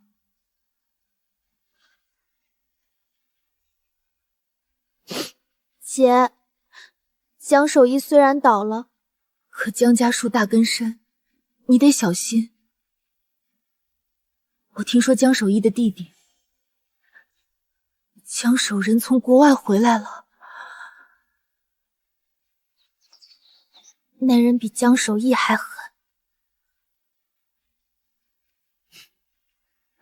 放心，姐能应付。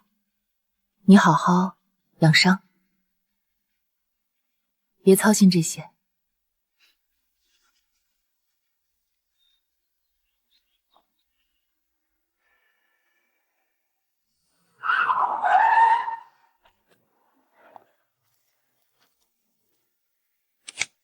方律师久仰大名。江二爷，你哥刚进去，你就急着来送他了。牙尖嘴利。方宇，海城的水深着呢，你扳倒我哥，以为就赢了？我告诉你，游戏才刚开始。你妹妹长得挺水灵的，一个人走夜路可要小心点儿。你敢动他一根头发，我让你把牢底坐穿！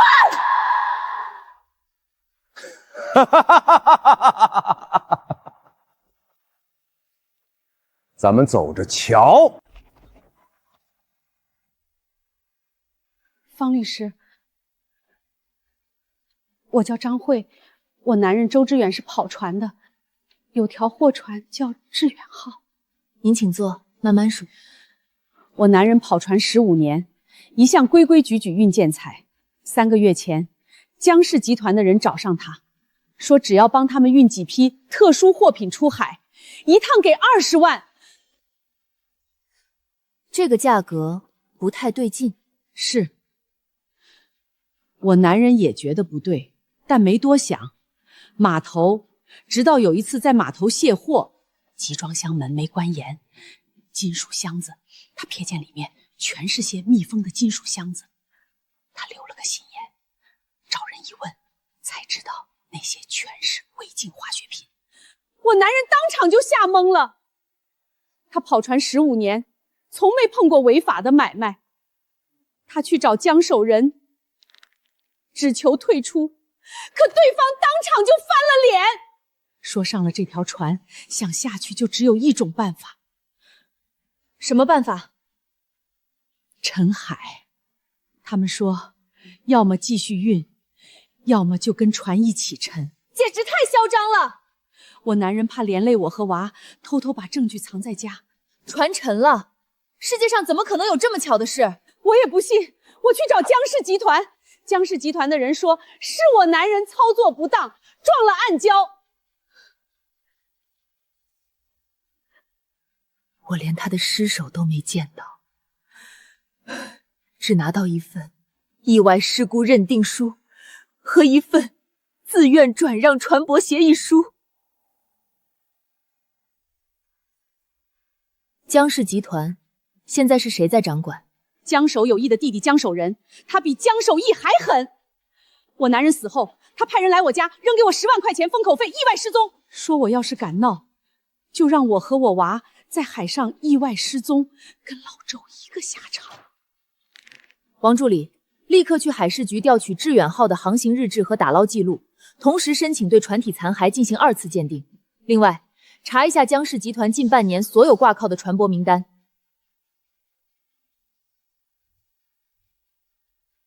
方律师，谢谢你，我男人死得冤啊！整个海城的律师都不敢接我的案子，都说江守仁惹不起。我就知道你不一样，你把江城都送进了监狱，只有你能帮我男人讨回公道。张姐，你快起来！周船长是被人害死的，不是死于意外。只要江守仁确实触犯了法律的红线，我就一定帮你讨回公道。你回家锁好门，照顾好孩子，剩下的交给我。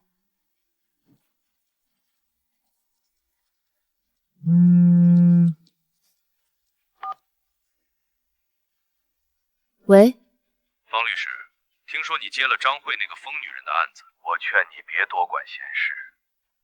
周志远是自己操作不当，撞了暗礁。硬要翻案，小心把自己也翻进海里。江守仁，你以为海城是你家的私人池塘？你害死了周志远，还伪造事故认定书，这笔账法庭上会一笔一笔算清楚。方瑜，你别给脸不要脸！你以为赢了我哥和我转子就能在海城横着走？周志远不识抬举，你也是想步他后尘。江守仁，我等着看你在法庭上怎么狡辩，有什么话留着跟法官说。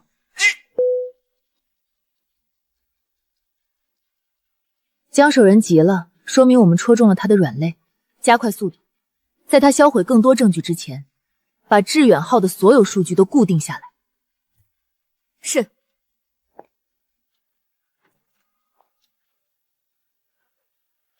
现在开庭，原告方陈述诉讼请求。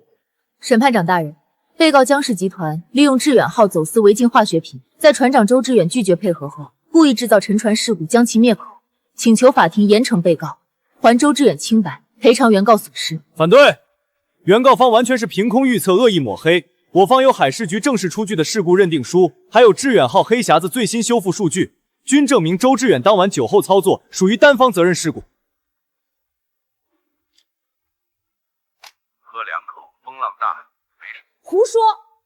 我男人从不喝酒开船，你们污蔑他。审判长，我方还申请了一位新证人。致远号幸存船员李大柱，他当晚因身体不适提前离船，可以证明周志远确实在事发前大量饮酒且情绪暴躁。我看见船长晚饭时喝了半斤白酒，还说什么今晚风浪大，喝点壮胆。后来船开出去没多久，就听到他骂骂咧咧，好像还打翻了罗盘。你放屁！你根本不是致远号的船员。我男人在船上3年，每一个船员我都认识。你到底是谁？你们这群畜生，害死我男人还不够，还要污他名声，我男人死得冤啊！审判长，原告公然扰乱法庭秩序，殴打证人，可见其诉求根本站不住脚，只能靠撒泼打滚来掩饰。审判长，我方严重质疑这位证人的身份真实性，同时被告方提交的黑匣子录音经过明显剪辑，音频前后波形不连贯，我方申请技术鉴定。被告方，这位证人的船员身份材料为何开庭前未提交？审判长，这是新发现的证人，材料正在补办。另外，关于方律师提到的卫星定位，当晚海事局卫星系统例行维护，定位数据缺失，方律师所谓的航行轨迹根本不存在。难怪他们选在那天动手，原来是算准了卫星维护的盲区。周志远的老婆，你男人自己酗酒找死，怪得了谁？10万封口费你不要，非要来法庭丢人现眼，下次可就不是沉船那么简单了。我跟你拼了！肃静！肃静！法警，控制原告。鉴于本案关键证据存在重大争议，证人身份及证人证据等真实性需核实，本庭宣布休庭，待补充调查及司法鉴定结果出具后，择日再审。退庭。方律师，我说过，你翻不了篇，连卫星都帮我，你拿什么跟我斗？不败神话，这次看你还能不能续上。张姐，别灰心，他们越是伪造证据、收买假证人，越说明他们心虚。下次开庭，我会让他们把所有谎言一句一句吞回去。咱们法庭上再见真章。方瑜这个女人，简直阴魂不散！上次庭审让她揪住了假证人的破绽，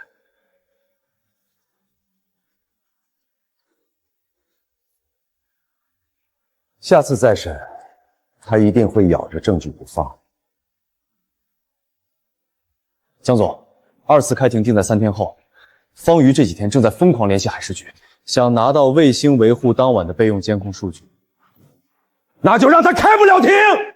你去找律协的老周，把方瑜在王桂凤案子里伪造证据的材料递上去，让他在开庭前被停职，没有律师资格，他连法庭大门都进不去。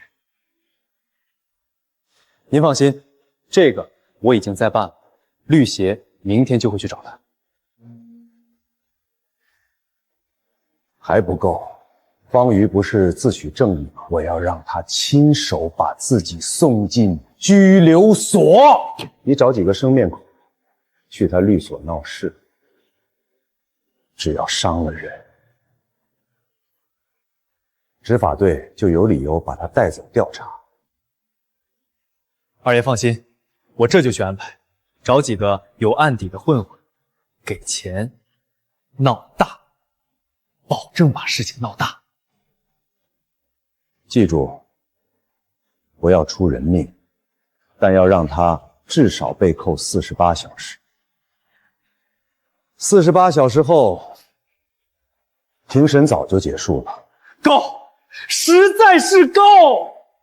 方瑜一旦缺席，我就向法院申请按撤诉处理，直接判咱们赢。方瑜，跟我斗，我让你连法庭的台阶都摸不到。张姐，上次那个假证人李大柱，我已经让王助理去查他的底细了。他在海事局根本没有船员备案记录，是个冒牌货。方律师，江守仁那个人渣不会善罢甘休的，你一定要小心。方律，律协的人来了。方瑜律师，我们接到10名举报，暂停。称你在王桂峰一案中伪造证据，诱导证人作伪证。经初步核实，现决定暂停你的律师执业资格。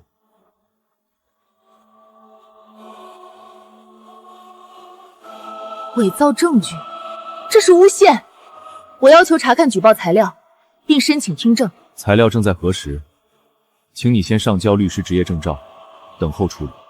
方律怎么可能干这种事？那是江守仁设的局。是不是局我们会查，但现在，请你配合。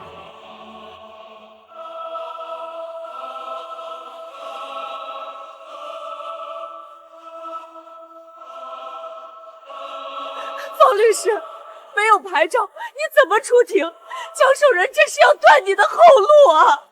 张姐，你放心，律师证只是一张纸，就算没有他，我也会把江守仁的罪行查到底。你回家锁好门，剩下的交给我。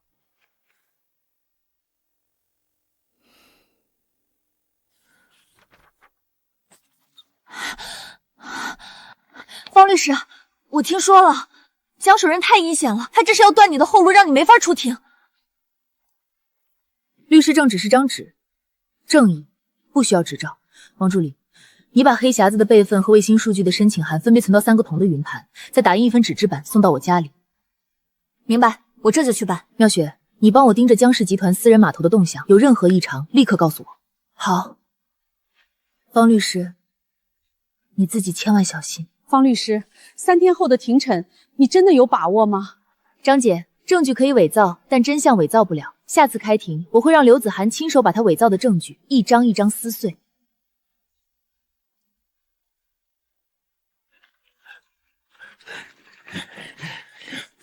黑心律所骗了我妈的血汗钱，给我砸！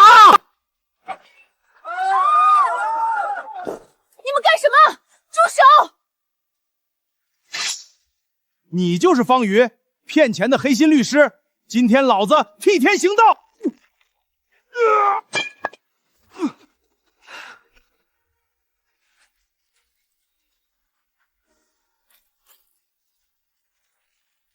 打人了！律师打人了！救命啊！黑金治所杀人啦！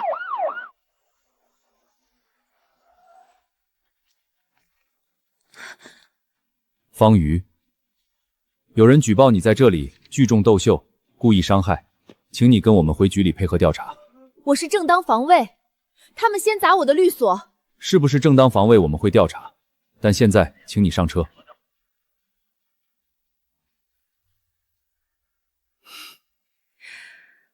我明白了，这是江守仁设的死局。江守仁，好手段。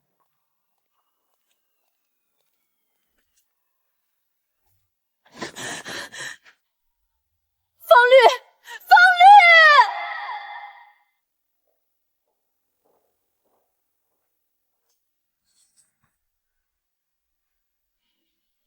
方瑜，光头男额头缝了8针，说你先动手。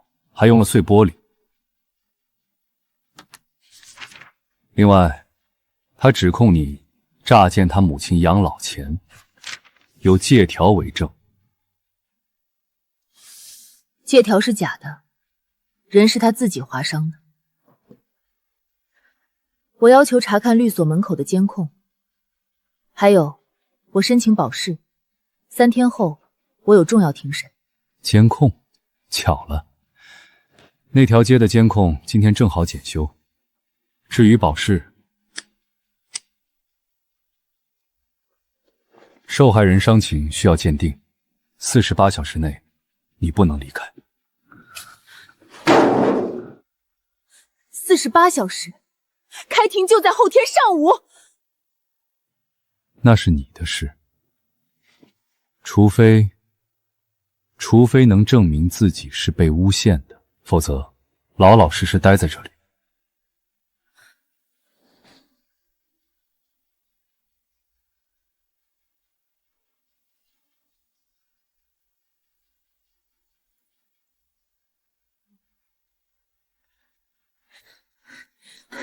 方律，我问过了，那条街的监控确实在检修，但律所门口的私人摄像头还开着。我已经把硬盘取下来了，里面清清楚楚录下了光头男自己划破头的全过程。做得好。还有黑匣子的备份和卫星数据的申请函都存好了吗？都按您说的分了3处存份。另外，林淼雪那边传来消息，江氏集团私人码头今晚有船悄悄出海，他拍到了装船的照片。把这些材料全部整理好，交给张慧，告诉他，就算我不能出庭，他也要站在原告席上把这些证据念给审判长听。可是方律，您不在，张慧姐一个人怎么应付刘子涵？你去找我师傅，退休的老砝码，您代表理人的身份陪张慧出庭。陈教授最恨弄虚作假，他一定会帮这个忙。王助理，等等，告诉张慧，江守仁想看我缺席，想看我低头，但我方瑜就算关在拘留室里，也要让他知道，正义不需要持照，更不需要自由身。法庭上见。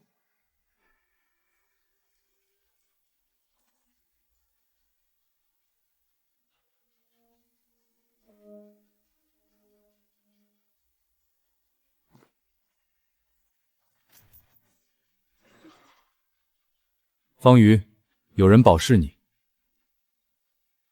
谁？方律师，陈教授找到了光头男收钱的转账记录，证明他是被人雇来闹事的。执法队已经撤销拘留了。江守仁以为48小时能困死我，他算错了。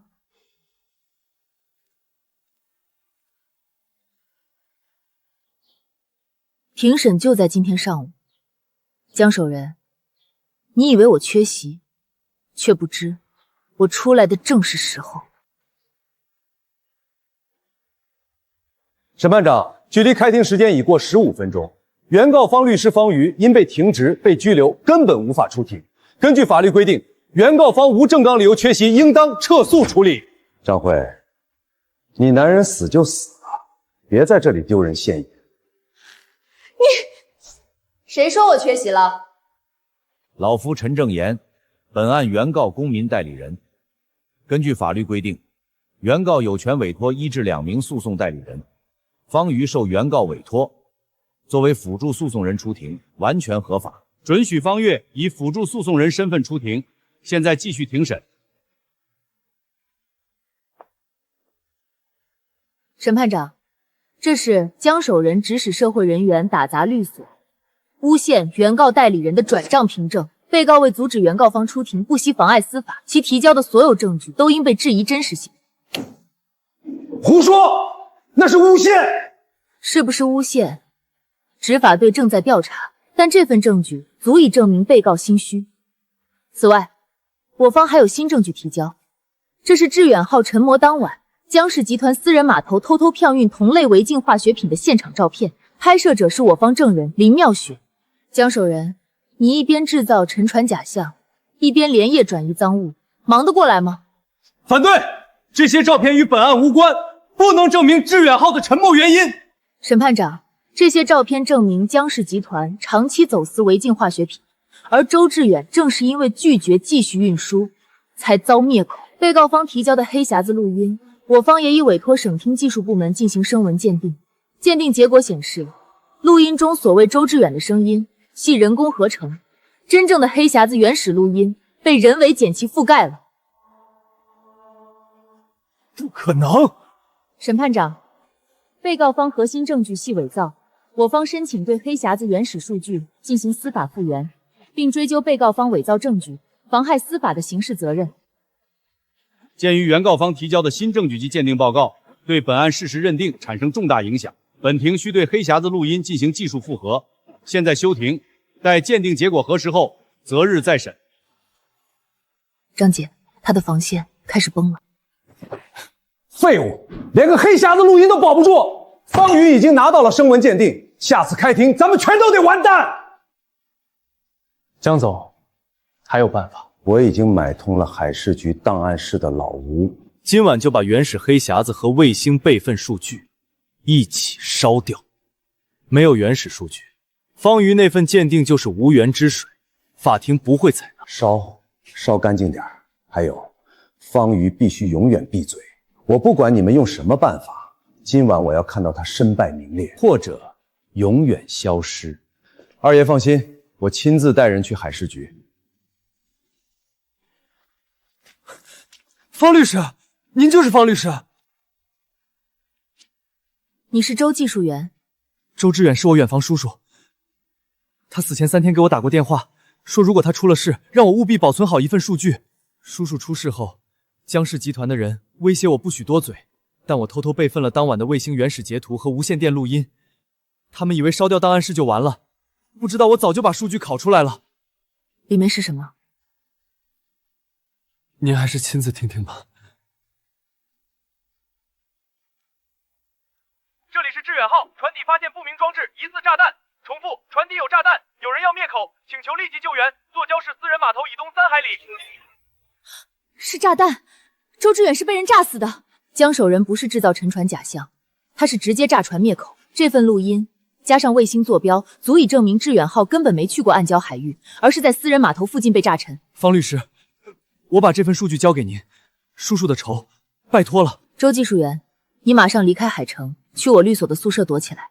王助理，立刻联系执法队，申请对江氏私人码头以东3海里海域进行水下勘探，找到爆炸残骸。方律师，又见面了。二爷说了，把你手里那个 U 盘交出来，今晚放你们一条生路。江守仁就这点本事，只会抢证据、烧档案。少废话，交出来！王助理，带小周翻墙走 ，U 盘绝不能落在他们手里。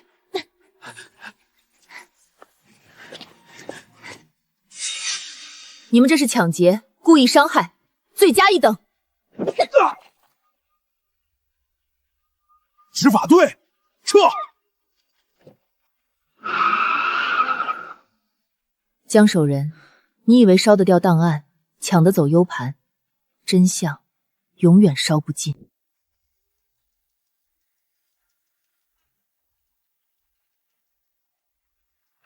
我们在船底发现了爆炸残留物，经初步检测，属于工业炸药雷管。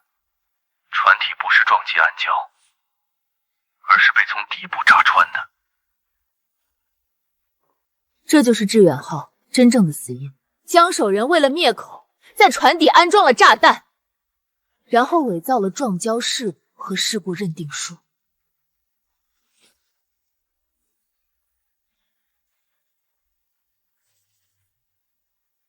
方律师，这份水下勘探报告加上你手里的无线电录音，已经形成了完整的证据链。我们正式对江守镇立案侦查。方律，光头男的转账记录是查到了，他收到一笔50万的汇款，汇款账户是江氏集团的一个空壳子公司。江守仁买凶伤人，诬陷律师。这笔账，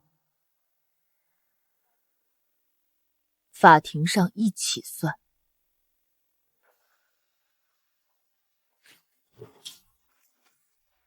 方宇，他竟然找到了残骸！江总，现在怎么办？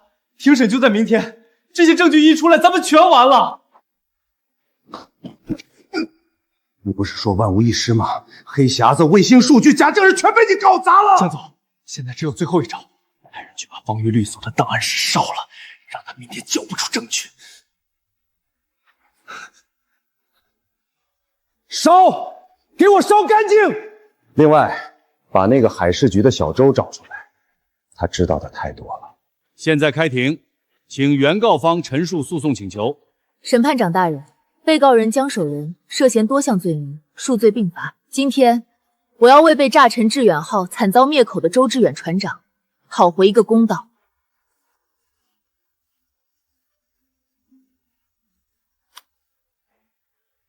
这里是致远号，船底发现不明装置，疑似炸弹，有人要灭口，请求立即救援。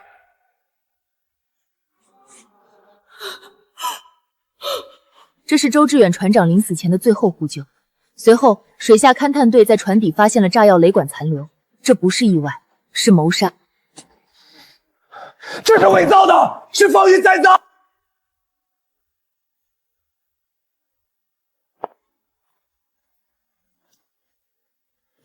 被告方提交的黑匣子录音，我方已委托省厅技术部门进行声纹鉴定，鉴定结果显示，录音系人工合成。而被告律师刘子涵向法庭提交伪造证据，涉嫌辩护人伪造证据罪。审判长，我举报，我揭发，江守仁才是主谋。那些事故认定书、黑匣子录音、假证人都是江守仁让我伪造的，炸船的事也是他指使的。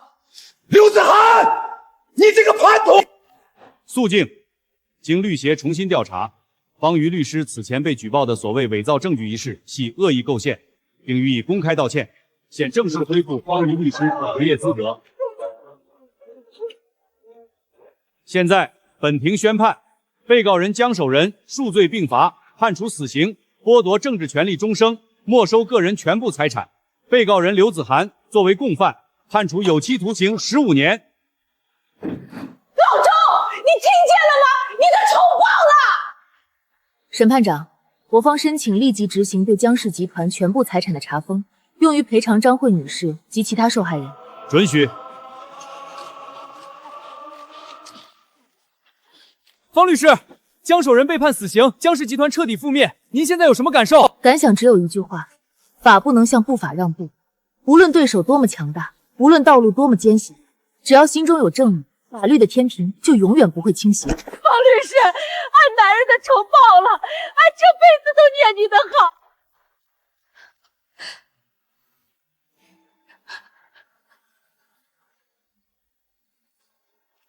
方律师，这顶帽子是老周最宝贝的东西，他说过帽子在，人就在。今天我把它送给你，谢谢你让他回家了。正义也许会迟到，但绝不会缺席。周致远船长是英雄，他面对走私没有妥协，我们都要好好活下去，带着他们的那份一起活下去。姐，恭喜你恢复职业资格，这是送给你的。你这伤刚好，别乱跑。我早就好了。姐，你看，网上现在都在说你是海城绿界之光，粉丝都破100万了。方律，现在每天来申请法律援助的当事人都快把门槛踏破了，咱们律所终于又活过来了。王助理，把下周的预约排出来。老规矩，法律朱律的案子优先。你来干什么？看我笑话？我们曾经约定要一起捍卫法律的尊严，你是什么时候把初心卖掉的？从你第一次打赢我开始的，方瑜。我跟你在一起5年，所有人都说我是方瑜的附庸，我受够了，我想证明自己。所以你选择站在法律的对立面，来证明自己的能力。我只是选错了路。路没有对错，但方向有。刘子涵，你本可以成为一名好律师，是你的嫉妒毁了你自己。方瑜，对不起。还有一件事我必须告诉你，江守仁在国外还有一个私生子，名下有3亿资产。他要是知道江守仁死了，可能会回来报复。名字？江守仁叫他小江，全名我不知道。在里面好好改造，15年后，希望你还能重新拿起律师证。姐，你出来啦！终于，一切都结束了。不，一切才刚刚开始。我叫方瑜，是一名律师。我曾经以为不败神话是我的荣耀，现在我才明白，真正的荣耀不是从未跌倒，而是每一次跌倒后都能逆风而行，重新站起来。姐，我们回家吧。好，回家。未来，我要办更多的案子，帮助更多需要帮助的人。